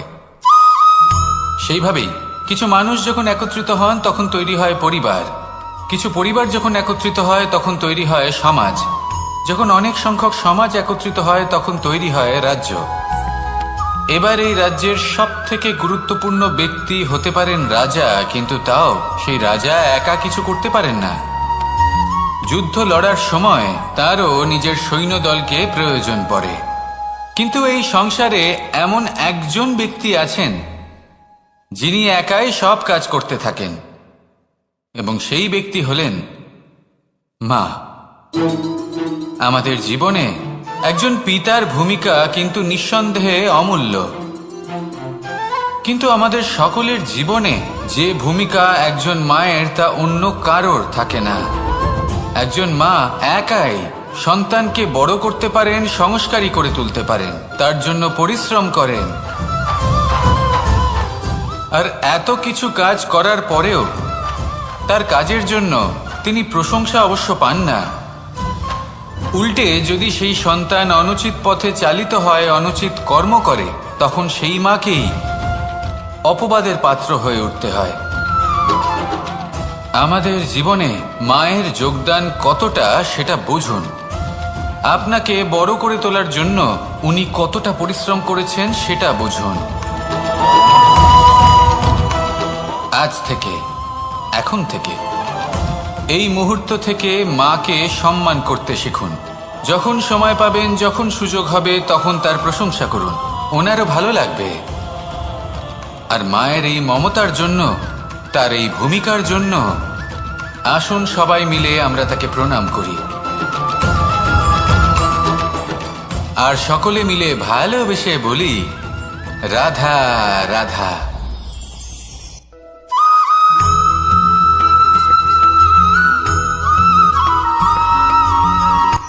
এই সংসারে সাফল্য লাভ করার জন্য জ্ঞানের প্রয়োজন হয়, পরিশ্রমের প্রয়োজন হয়, দৃঢ় নিষ্ঠার প্রয়োজন হয়, নিরন্তর চেষ্টা করা প্রয়োজনীয়। কিন্তু আরো কিছু আছে যা অত্যন্ত প্রয়োজনীয় এবং গুরুত্বপূর্ণ। তা হলো ভালো বন্ধু। তাদের থাকা অত্যন্ত প্রয়োজনীয়। যদি ভালো বন্ধু থাকে তাহলে সময় এলে তারা ঢাল হয়ে আপনাকে সুরক্ষা করবেন। সময় এলে অস্ত্রের মতো শত্রুকে সংহারও করবেন। যদি তিনি জ্ঞানী হন, তাদের মধ্যে সদ্গুণ থাকে, তাহলে এই সব গুণ আপনার মধ্যেও প্রবেশ করবে। তাহলে সাফল্যের জন্য ভালো বন্ধু পাওয়া অত্যন্ত প্রয়োজনীয়। কিন্তু শুধু বন্ধু কেন, ভালো শত্রুও থাকা প্রয়োজনীয়। এবার আপনি ভাববেন, এ আমি কি বললাম? যদি আপনার জীবনেও ভালো অর্থাৎ শক্তিশালী শত্রু থাকে, তাহলে আপনিও শক্তিশালী হতে থাকবেন।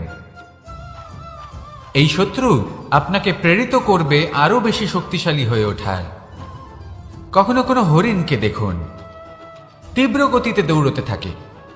কেন তীব্র গতিতে দৌড়য়? এই কারণে নয় যে কোথাও তার জন্য মধুর ঘাস অপেক্ষা করে রয়েছে, না। সে এই কারণে তীব্র গতিতে দৌড়য় কারণ সেটা না করলে তার পেছনে একটি সিংহ আছে যে ওকে নিজের ভোজন করে ফেলবে। তাই জীবনে বিপদ, সংকট, এই সব কিছুও হলো অত্যন্ত গুরুত্বপূর্ণ। তার সম্মুখীন হতে শিখুন, আর আমার সাথে ভালোবেসে বলুন, রাধা রাধা।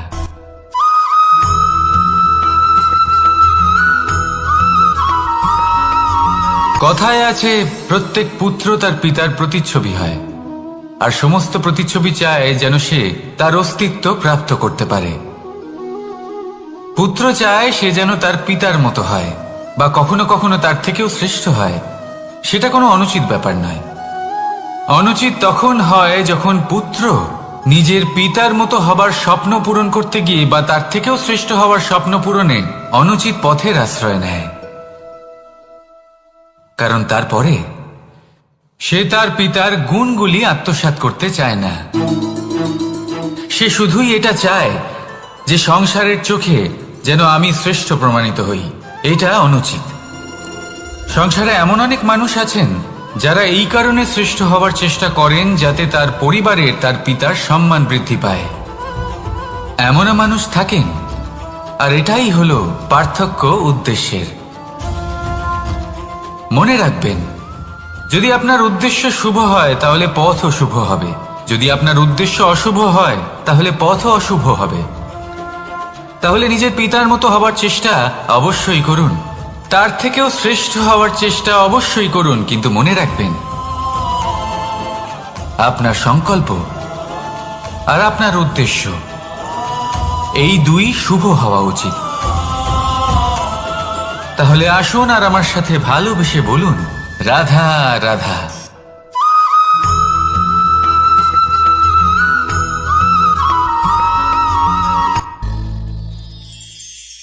শিশিরের বিন্দু পাতার ওপর পড়ে আর তার গায়ে লেগে থাকে। পাতা তাকে শুষে নিতে পারে না, আর শেষ পর্যন্ত সে ঝরে পড়ে যায়। অন্যদিকে রয়েছে মেঘ এবং চাতক। এদের মধ্যে অনেক দূরত্ব থাকে। মেঘ থাকে আকাশে আর চাতক থাকে ধরিত্রীতে। কিন্তু যখন এই মেঘ থেকে বৃষ্টি ঝরে পড়ে, এই চাতক কিন্তু সেই জলই পান করে, নয়তো সে তৃষ্ণার্ত থেকে যায়। এবার অন্যদিকে দেখলাম শিশির বিন্দু আর পাতার এই সম্পর্ক। এরা খুব কাছাকাছি থাকে, ঘনিষ্ঠও থাকে। অন্যদিকে রয়েছে মেঘ এবং চাতকের সম্পর্ক, যাদের মধ্যে অনেক দূরত্ব থাকা সত্ত্বেও তারা খুব ঘনিষ্ঠ, তাই না? এই সারমর্ম খুব সরল। এই নৈকট্য, এই দূরত্ব, তা আপনার সম্পর্কে প্রভাব কিছুতেই ফেলতে পারে না। এই নৈকট্য, এই দূরত্ব, এসব হলো শুধুমাত্র মনের ব্যাপার। কখনো আপনি অনুভব করেছেন আপনি কারোর থেকে অনেক অনেক দূরে আছেন, অনেক দূরে আছেন, তাও সেই ব্যক্তির প্রতি আপনি টান অনুভব করেন। সেখানে আপনি কারোর সাথে প্রত্যেক দিন অতিবাহিত করেন, সমস্ত জীবন অতিবাহিত করেন, সব থেকে বেশি সময় তার সাথে অতিবাহিত করেন, তাও তার প্রতি সেই টান অনুভব করেন না। এই সংকেত হলো মনের দূরত্বের। তাহলে মনের এই দূরত্ব দূর করুন আর আমার সাথে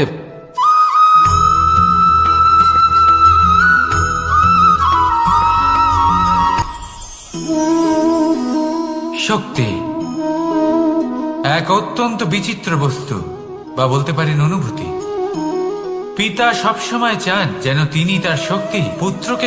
আসুন আপনাকে সহজে বোঝাই। যদি আপনি সুপাত্র হন আর আপনাকে শক্তি দেওয়া হয়, তাহলে আপনি সেই শক্তির গুরুত্ব বুঝবেন, কোথায় সেই শক্তি প্রয়োগ করা উচিত সেটা বুঝবেন। আর এটা যেহেতু অর্জন করা শক্তি হবে, সেই শক্তির অপব্যবহার হবে না। কিন্তু যদি এই আপনি কুপাত্র হন আর যদি আপনাকে এই শক্তি দেওয়া হয়, তাহলে কি হবে? দেখতে গেলে এই শক্তি আপনি দান হিসেবে পেয়েছেন, তাই না আপনি এই শক্তির গুরুত্ব বুঝবেন আর না এর প্রয়োগ আপনি জানবেন। তার অপব্যবহার হওয়া সুনিশ্চিত। তাই যদি আপনি কোনো শক্তি অর্জন করতে চান, তাহলে আগে তার যোগ্য হয়ে উঠুন। পুত্র নয়, পাত্র হয়ে উঠুন। আর আমার সাথে ভালোবেসে বলুন, রাধা রাধা।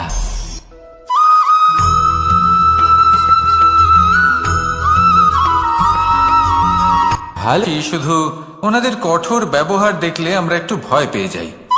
এবার ওনাদের এই কঠোর ব্যবহার আমাদের ভালো না লাগলেও অত্যন্ত আবশ্যক, কারণ মাতার থেকে আমরা যে শক্তি লাভ করি তা যেন নিয়ন্ত্রণ হারিয়ে বিধ্বংসী না হয়ে ওঠে।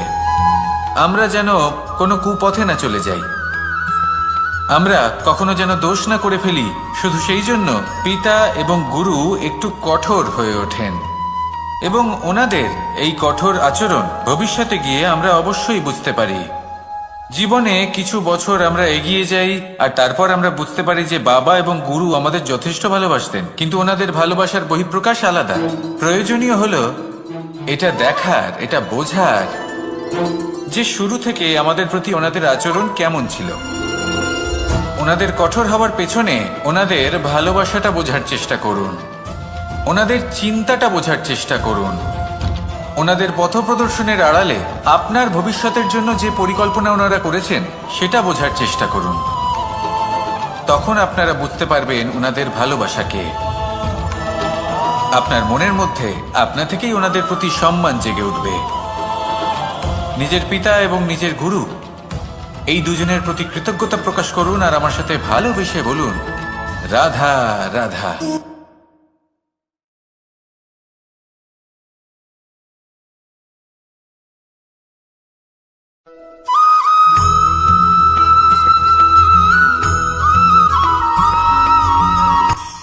কখনো কোনো বাগানের কোনো বৃক্ষকে দেখেছেন যেখানে সুগন্ধি ফুল থাকে, রসালো ফল থাকে? তখন মন প্রফুল্ল হয়ে ওঠে, মন থেকে সেই বৃক্ষের প্রতি ভালোবাসা জন্মায়।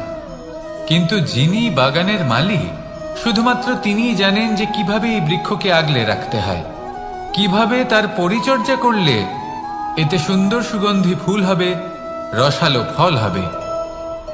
কখনো কখনো প্রয়োজনের থেকে বেশি রোদ পেলে এই বৃক্ষগুলি শুকিয়ে যায়, প্রয়োজনের থেকে কম রোদ পেলেও এই বৃক্ষ কিন্তু শুকিয়ে যায়।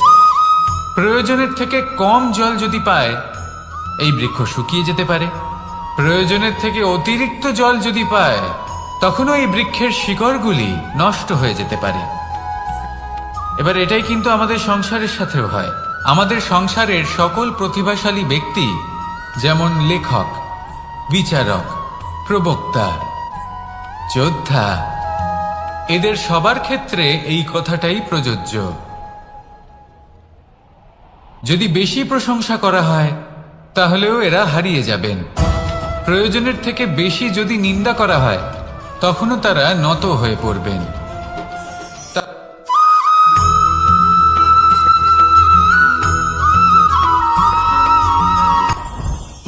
জীবনে কিছু শেখা অত্যন্ত গুরুত্বপূর্ণ। এবার কি কি শিখতে হবে সেই সব শেখানোর জন্য অনেক শিক্ষক রয়েছেন, কিন্তু কি শিখবেন না আর কি করবেন না, এটা আমাদের নিজের অভিজ্ঞতা দিয়ে শিখতে হয়। কিন্তু তার মানে এটা নয় যে যদি আপনাকে শিখতে হয় যে আগুনের তাপ কতটা, আপনাকে আগুনের মধ্যে হাত দিতে হবে। না, অন্য কারোর অভিজ্ঞতা দ্বারাও শিখতে পারেন। প্রশ্ন শুধুমাত্র একটাই যে আপনি কি শিখতে চান নাকি চান না। যদি আপনি এটাই ভাবেন যে আমি শুধুই নিজের অভিজ্ঞতা দ্বারাই শিখতে চাই, তাহলে জীবনকাল ছোট মনে হবে, অনেক কিছুই শিখতে পারবেন না। তাই নিজের সাথে সাথে বড়দের অভিজ্ঞতার দ্বারাও শেখা শুরু করে দিন। এই সংসারের অভিজ্ঞতা দ্বারা শিখতে শুরু করে দিন। আর এটা নিশ্চিত রূপে শেখা আবশ্যক যে কখন কি করবেন না, কোথায় থামতে হবে আর কোথায় থামবেন না। তাহলে আসুন আর আমার সাথে ভালোবেসে বলুন, রাধা রাধা।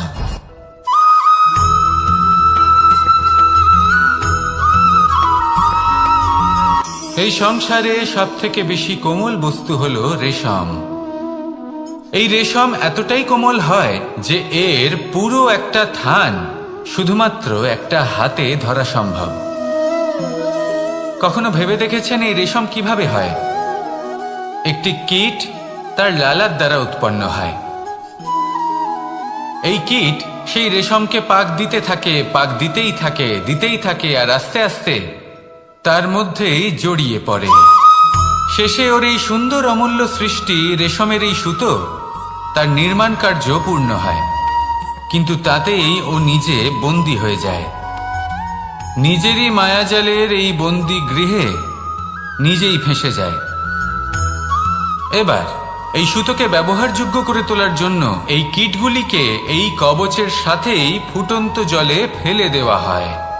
এই সংসারে যদি আমাদের স্বপ্ন এই সংসারের দুঃখ হরণ করার জন্য, এই সংসারে সুখ বিতরণ করার জন্য হয়, তবেই আমাদের প্রগতি সম্ভব।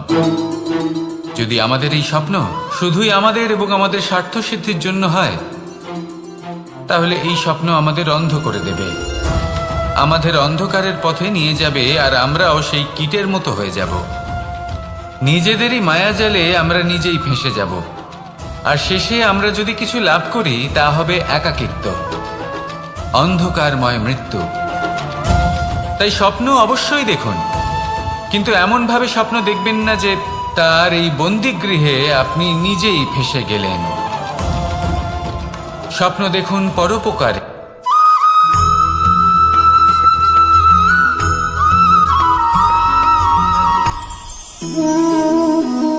শক্তি এক অত্যন্ত বিচিত্র বস্তু, বা বলতে পারেন অনুভূতি। পিতা সবসময় চান যেন তিনি তার শক্তি পুত্রকে। আসুন আপনাকে সহজে বোঝাই। যদি আপনি সুপাত্র হন আর আপনাকে শক্তি দেওয়া হয়, তাহলে আপনি সেই শক্তির গুরুত্ব বুঝবেন, কোথায় সেই শক্তি প্রয়োগ করা উচিত সেটা বুঝবেন। আর এটা যেহেতু অর্জন করা শক্তি হবে, সেই শক্তির অপব্যবহার হবে না। কিন্তু যদি এই আপনি কুপাত্র হন আর যদি আপনাকে এই শক্তি দেওয়া হয়, তাহলে কি হবে? দেখতে গেলে এই শক্তি আপনি দান হিসেবে পেয়েছেন, তাই না আপনি এই শক্তির গুরুত্ব বুঝবেন আর না এর প্রয়োগ আপনি জানবেন। তার অপব্যবহার হওয়া সুনিশ্চিত। তাই যদি আপনি কোনো শক্তি অর্জন করতে চান, তাহলে আগে তার যোগ্য হয়ে উঠুন। পুত্র নয়, পাত্র হয়ে উঠুন। আর আমার সাথে ভালোবেসে বলুন, রাধা রাধা।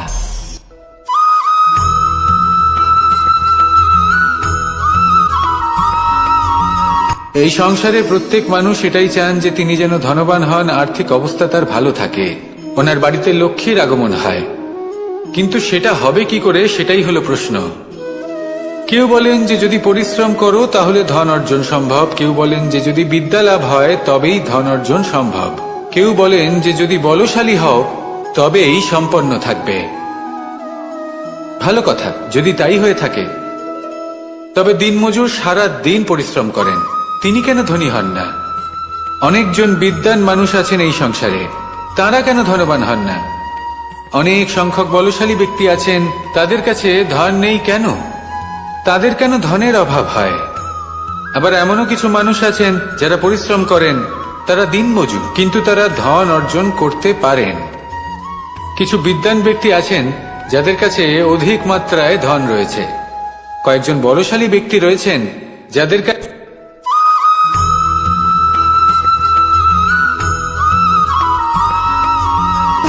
সুখ, দুঃখ এবং শক্তি, এই তিন হলো এই সংসারের ত্রিদেবের মতো। আমাদের জীবনে যা কিছু ঘটছে এই তিনটির ভিত্তির উপরেই হচ্ছে। আসলে এই সংসারের একটা নিয়ম আছে, যখনই আপনি কিছু লাভ করেন, এই সংসার আপনার পরীক্ষা নেয়। এটা জানার জন্য আপনার পরীক্ষা নেয় যে আপনি যা কিছুই লাভ করেছেন, আপনি কি আদৌ সেটার যোগ্য কিনা। ঠিক সেইভাবেই এই সুখ, দুঃখ এবং শক্তি আপনার পরীক্ষা নিয়ে থাকে। যখন সুখ আসে তখন সে আপনার পরীক্ষা নেয় যে আপনার মধ্যে অহংবোধ জাগ্রত হয়নি তো। যদি অহংবোধ চলে আসে তাহলে সুখ সেখানেই সঙ্গ ত্যাগ করে। দুঃখ আপনার ধৈর্যের পরীক্ষা নিতে থাকে, আর যদি আপনার মধ্যে ধৈর্য না থাকে তাহলে এটা আপনাকে আরো বেশি দুঃখের গভীর অন্ধকারে ঠেলে দেবে। সেখানে শক্তি পরীক্ষা নেয় আপনার বিনম্রতার। যদি আপনি বিনম্র না হন, তাহলে হয় এই শক্তি আপনার সঙ্গ ত্যাগ করবে, নয় এই শক্তি বিনম্রতার অভাবে আপনার পতনের কারণ হতে পারে। এই সংসারে যে কোনো ব্যক্তি যিনি এই পরীক্ষায় উত্তীর্ণ হয়ে থাকেন, এই জীবনে তিনি সাফল্য লাভ করেন। আসুন আমার সাথে ভালোবেসে বলুন, রাধা রাধা।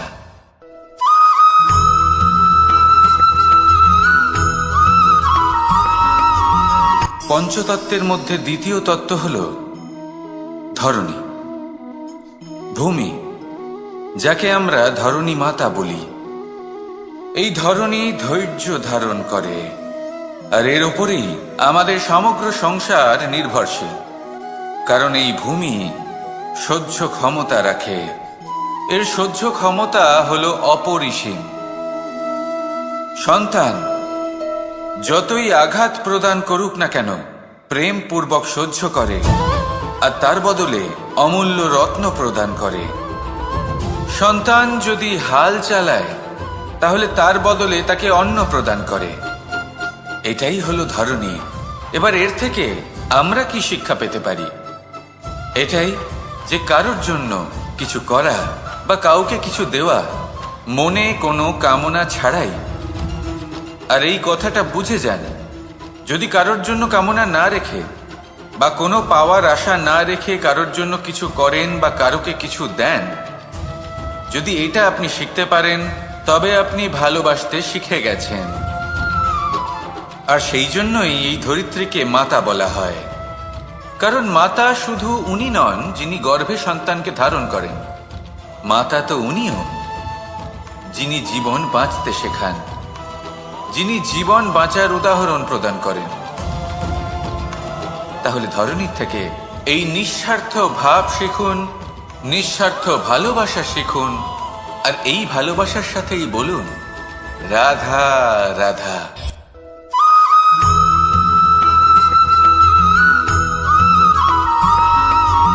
মানুষ জন্মগ্রহণ করে, তার সাথে ভয়েরও জন্ম হয়। ছোটবেলা থেকেই আমাদের মনে কোনো না কোনো প্রকারের ভয় থেকেই যায়। কেউ এই বিষয়ে ভয় পায় যে তার কোনো বস্তু তার থেকে দূরে চলে যাবে, কেউ এই বিষয়ে ভয় পায় যে আমি নিজেকে হারিয়ে ফেলব, কেউ এই ভেবে ভয় পায় যে আমার প্রিয়জনেরা তারা যেন আমার থেকে দূরে না চলে যায়, কেউ এই ভেবে ভয় পায় যে আমরা যেন পথ না হারিয়ে ফেলি, আদি ইত্যাদি। কিন্তু সত্যি কথা বলতে ভেবে দেখুন এই ভয় বাস্তবে কি? শুধুই একটা মনস্থিতি, আর কিছুই নয়। যা কিছু আপনি জীবনে পেয়েছেন তা একদিন আপনাকে হারাতে হবে।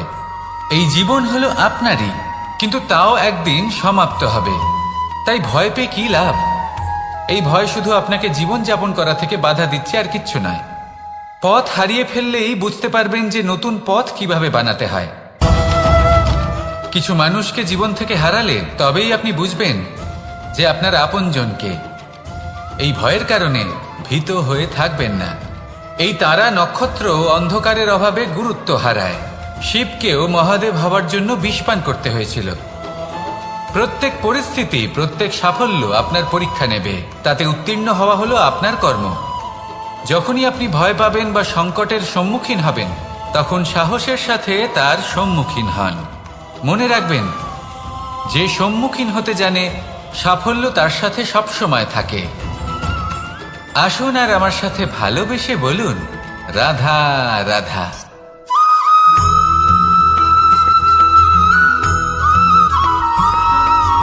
জীবনে অগ্রসর হওয়ার জন্য আমাদের কাকে প্রয়োজন হয়? মাতা পিতা, বন্ধু, প্রেম, সাহায্য, অর্থ, পরিশ্রম, আশা। ভিন্ন ভিন্ন মানুষ ভিন্ন ভিন্ন বিকল্প চয়ন করে। যদি আমি আপনাকে বলি তাহলে জয় আর পরাজয়ের মন্ত্র দুটো শব্দের উপর নির্ভর করে, মেনে নেওয়া আর দৃঢ় হওয়া। যদি মেনে নেন তাহলে হেরে যাবেন, যদি দৃঢ় হন তাহলে নিশ্চিত রূপে জয়ী হবেন। যদি কখনো আপনি ক্লান্ত হয়ে ওঠেন, আপনি দুঃখী হন, পুরোপুরি ভেঙে পড়েছেন, তখন মেনে নেবেন না যে আপনি ভেঙে পড়েছেন, নয়তো হেরে যাবেন। তখন উল্টে স্থির করবেন যে যাই হয়ে যাক না কেন আমি জয়ী হবই। আর আপনি দেখবেন যে জয় নিশ্চিত রূপে আপনার কাছেই আসবে। তাহলে এই কথা মনে রাখবেন আর আমার সাথে ভালোবেসে বলবেন রাধা রাধা।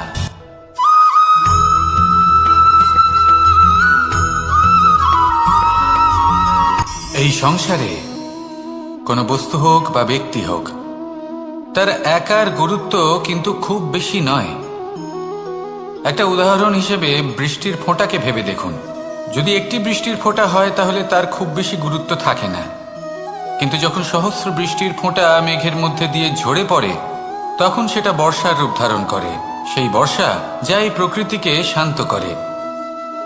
সেইভাবেই পাথরের ছোট টুকরো, তার খুব বেশি গুরুত্ব থাকে না, কিন্তু যখন অসংখ্য পাথরের টুকরো একত্রিত হয় তখন তা পর্বতের আকার ধারণ করে।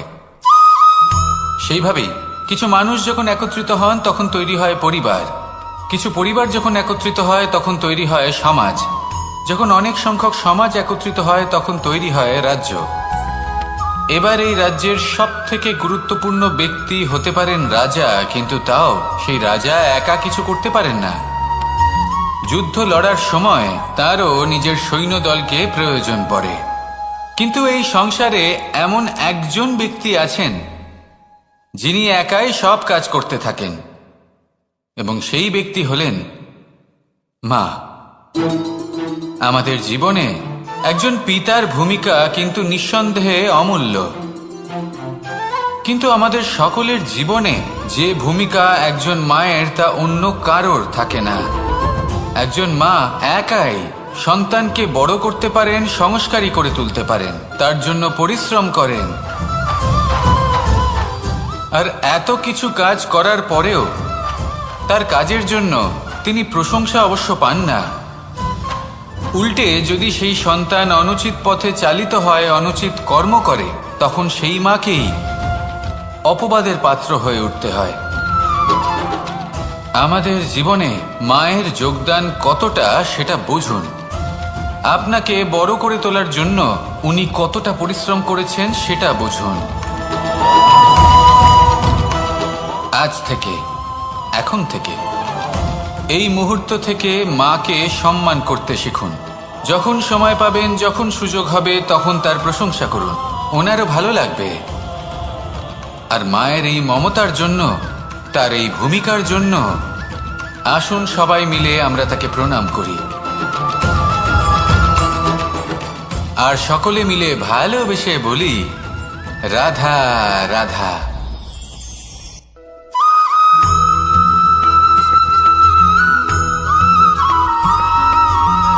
এই সংসারের সব থেকে গুরুত্বপূর্ণ তত্ত্ব কোনটা? প্রথম হলো সময়। জন্ম থেকে মৃত্যু পর্যন্ত এই যে সময়, এটাই তো হলো জীবন। দ্বিতীয় হলো জীবন, যাতে আমরা সময়ের সদ্ব্যবহার করি, শ্রেষ্ঠ থেকে শ্রেষ্ঠতর কাজ করার চেষ্টা করি। বহু বছরের এই পরম্পরা, এই সংস্কৃতিকে এগিয়ে নিয়ে যাওয়ার চেষ্টা করি। এই সংসারে আমরা অংশগ্রহণ করতে চেষ্টা করি। তৃতীয় হলো ধন, সেই ধন যা প্রত্যেক ব্যক্তি অর্জন করতে চেষ্টা করেন। এবার এই তিনটি তত্ত্বের মধ্যে একটা সামঞ্জস্য আছে, সমান ব্যাপার আছে। সে ধনই হোক বা সময় হোক বা হোক জীবন। আর সেই সমান ব্যাপার হলো যে যদি আপনি এটা গণনা করতে থাকেন তাহলে তা কমতে থাকে, যদি আপনি এটা ব্যবহার করেন তাহলে তা বাড়তে থাকে। একে সংগঠিত করে রাখতে চেষ্টা করলে এ হাত থেকে ফসকে যায়, কিন্তু যদি আপনি একে সামলে রাখতে শিখে যান তাহলে এমন কাজ করবেন যাতে সংসারের সাথে সাথে পরবর্তী প্রজন্ম লাভবান হবে। যদি কিছু শিখতে চান তাহলে সামলাতে শিখুন, গণনা করা বা সংগঠিত করা নয়। আসুন আর আমার সাথে ভালোবেসে বলুন, রাধা রাধা।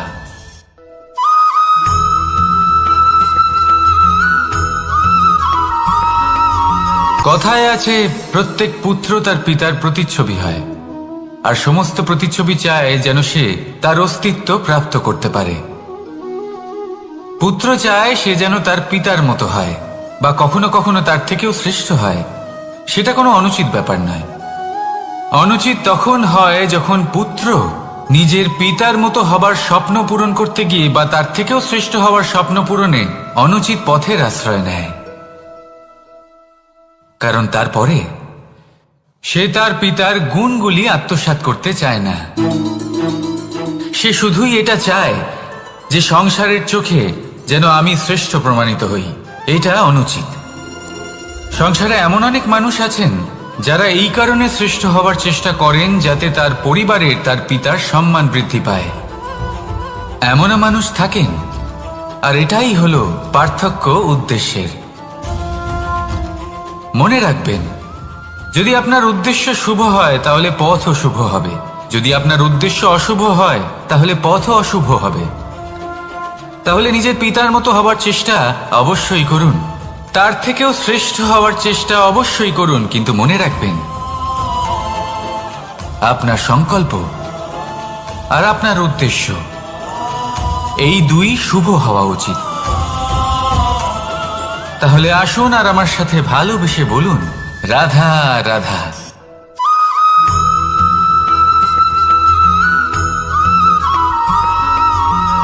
পিতা আর পুত্রের সম্পর্ক অত্যন্ত মধুর হয়ে থাকে। পিতা স্বপ্ন দেখেন, তাকে পূর্ণ করার সকল সম্ভাব্য চেষ্টা করেন, কিন্তু তাও অনেক সময় ওনার স্বপ্ন অপূর্ণ থেকে যায়। তখন পিতা ভাবেন যে স্বপ্ন উনি পূর্ণ করতে পারেননি, ওনার সন্তান তা অবশ্যই পূরণ করবে। যে স্থানে উনি কখনো পৌঁছতে পারেননি, সেই স্থানে ওনার পুত্র অবশ্যই পৌঁছবে। পিতা নিজের সন্তানের ভবিষ্যৎ নিয়ে সেই স্বপ্ন দেখেন, আর যখন সেই সন্তান সামনে এগোতে থাকে তখন তার দুঃখ হয় না, বরং গর্ব হয়। ওনার ভালো লাগে এটা দেখে যে ওনার সন্তান অনেক উন্নতি করছে। কিন্তু যখন সন্তান নিজের অভিভাবকের শক্তি দেখে, তার যশ দেখে হিংসা করতে থাকে, সমস্যা সেইখানেই শুরু হয়। সেই জন্য সকল সন্তানকে এটা মনে রাখতে হবে, দেখুন, পুত্র হবার সুবাদে, এক সন্তান হবার সুবাদে এটা হলো আপনার অধিকার যে আপনি আপনার পিতার থেকে বেশি উন্নতি করবেন। আপনার পিতাও এটাই চান, কিন্তু সুস্থভাবে এটা করুন। একটা রেখা টেনে নিন যাতে আপনি তাতে এগোতে পারেন আর আপনার পিতার তাতে গর্ববোধ হয়, আর সেই বিষয়ে দুঃখ না হয় যে আমার সন্তান আমাকেই ছোট করার চেষ্টা করছে। ইতিহাস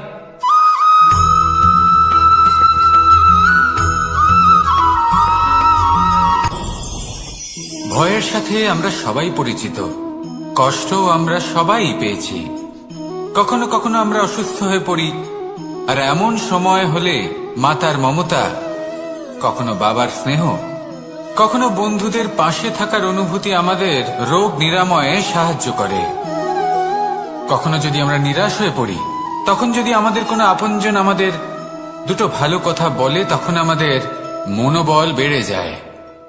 ঠিক তেমন সংসারের এই রঙ্গমঞ্চে যদি আপনি পীড়িত অনুভব করেন, কিছু শুভ কথা আলোচনা করুন, কিছু স্তুতি গান করুন, কিছু মুহূর্তের জন্য হলেও নিজের ইষ্টদেবের কথা স্মরণ করুন আর প্রার্থনা করুন।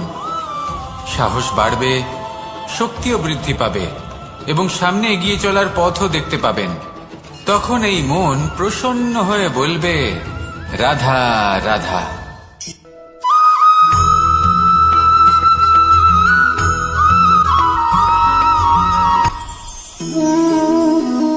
শক্তি এক অত্যন্ত বিচিত্র বস্তু, বা বলতে পারেন অনুভূতি। পিতা সবসময় চান যেন তিনি তার শক্তি পুত্রকে। আসুন আপনাকে সহজে বোঝাই। যদি আপনি সুপাত্র হন আর আপনাকে শক্তি দেওয়া হয়, তাহলে আপনি সেই শক্তির গুরুত্ব বুঝবেন, কোথায় সেই শক্তি প্রয়োগ করা উচিত সেটা বুঝবেন। আর এটা যেহেতু অর্জন করা শক্তি হবে, সেই শক্তির অপব্যবহার হবে না। কিন্তু যদি এই আপনি কুপাত্র হন আর যদি আপনাকে এই শক্তি দেওয়া হয়, তাহলে কি হবে? দেখতে গেলে এই শক্তি আপনি দান হিসেবে পেয়েছেন, তাই না আপনি এই শক্তির গুরুত্ব বুঝবেন আর না এর প্রয়োগ আপনি জানবেন। তার অপব্যবহার হওয়া সুনিশ্চিত। তাই যদি আপনি কোনো শক্তি অর্জন করতে চান, তাহলে আগে তার যোগ্য হয়ে উঠুন। পুত্র নয়, পাত্র হয়ে উঠুন। আর আমার সাথে ভালোবেসে বলুন, রাধা রাধা।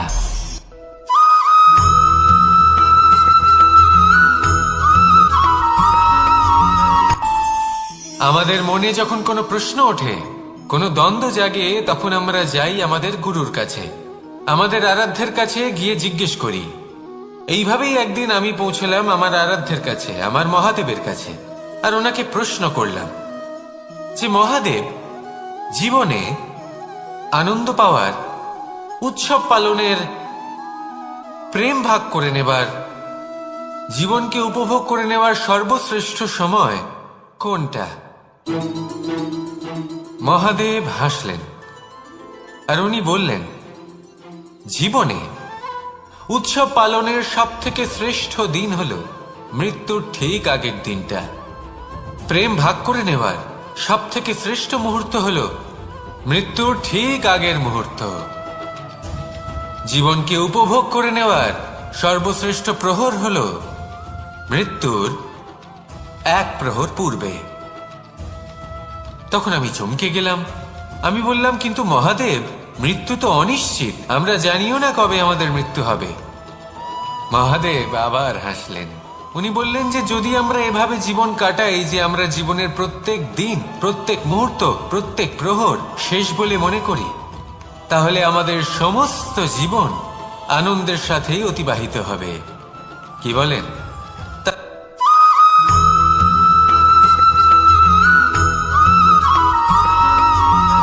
এই সংসারের সব থেকে গুরুত্বপূর্ণ তত্ত্ব কোনটা? প্রথম হলো সময়। জন্ম থেকে মৃত্যু পর্যন্ত এই যে সময়, এটাই তো হলো জীবন। দ্বিতীয় হলো জীবন, যাতে আমরা সময়ের সদ্ব্যবহার করি, শ্রেষ্ঠ থেকে শ্রেষ্ঠতর কাজ করার চেষ্টা করি, বহু বছরের এই পরম্পরা, এই সংস্কৃতিকে এগিয়ে নিয়ে যাওয়ার চেষ্টা করি, এই সংসারে আমরা অংশগ্রহণ করতে চেষ্টা করি। তৃতীয় হলো ধন, সেই ধন যা প্রত্যেক ব্যক্তি অর্জন করতে চেষ্টা করেন। এবার এই তিনটি তত্ত্বের মধ্যে একটা সামঞ্জস্য আছে, সমান ব্যাপার আছে, সে ধনই হোক বা সময় হোক বা হোক জীবন। আর সেই সমান ব্যাপার হলো যে যদি আপনি এটা গণনা করতে থাকেন তাহলে তা কমতে থাকে, যদি আপনি এটা ব্যবহার করেন তাহলে তা বাড়তে থাকে। একে সংগঠিত করে রাখতে চেষ্টা করলে এ হাত থেকে ফসকে যায়, কিন্তু যদি আপনি একে সামলে রাখতে শিখে যান তাহলে এমন কাজ করবেন যাতে সংসারের সাথে সাথে পরবর্তী প্রজন্ম লাভবান হবে। যদি কিছু শিখতে চান তাহলে সামলাতে শিখুন, গণনা করা বা সংগঠিত করা নয়। আসুন আর আমার সাথে ভালোবেসে বলুন, রাধা রাধা।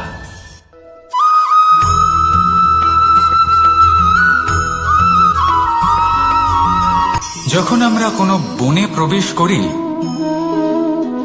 তখন এই সবুজ ঘাস দেখে, এই কোমল ঘাস দেখে আমাদের মন প্রফুল্ল হয়ে ওঠে। ভিন্ন ভিন্ন প্রজাতির ফুল, ভিন্ন ভিন্ন রঙের ফুল দেখে এই মন আনন্দে ভরে ওঠে। এখানে শিশুরা আনন্দ লাভ করে, বড়রা ভোজন গ্রহণ করেন, কথাবার্তা বলেন, হাঁটাহাঁটি করে বেড়ান। এবার ভেবে দেখুন, যখন এই উপবনের নির্মাণ হয়েছিল সেই সময় যদি এই মাটিকে সঠিকভাবে খনন না করা হতো, যদি তাতে সঠিকভাবে বীজ রোপণ না করা হতো, যদি কোনো সংঘর্ষ না হতো, পরিশ্রম না করা হতো, যদি চলতে চলতে পায়ে কাঁটা না বিঁধে যেত, তাহলে এই সুন্দর বন দেখে আমরা কি এই আনন্দ লাভ করতে পারতাম? কখনোই নয়। ধরুন কোনো নদীর তটে সুন্দর একটি বন আছে, সেই বনের আনন্দ লাভ করতে গেলে আপনাকে সেই নদী পার করতেই হবে। যদি সুখের নদীর কাছে পৌঁছতে চান তাহলে তটে যে কাঁটা রয়েছে সেগুলোর সাথে সংঘর্ষ করতেই হবে। এই সংসারে যদি আপনি সুখ লাভ করতে চান তাহলে সুখ লাভের এই যাত্রা শুরু করতে হবে সংঘর্ষ দ্বারা। তাহলে সংঘর্ষকে স্বাগত জানান, এর পেছনেই সুখ রয়েছে যা আপনার জন্য অপেক্ষা করছে। এবার হাসুন আর আমার সাথে ভালোবেসে বলুন, রাধা।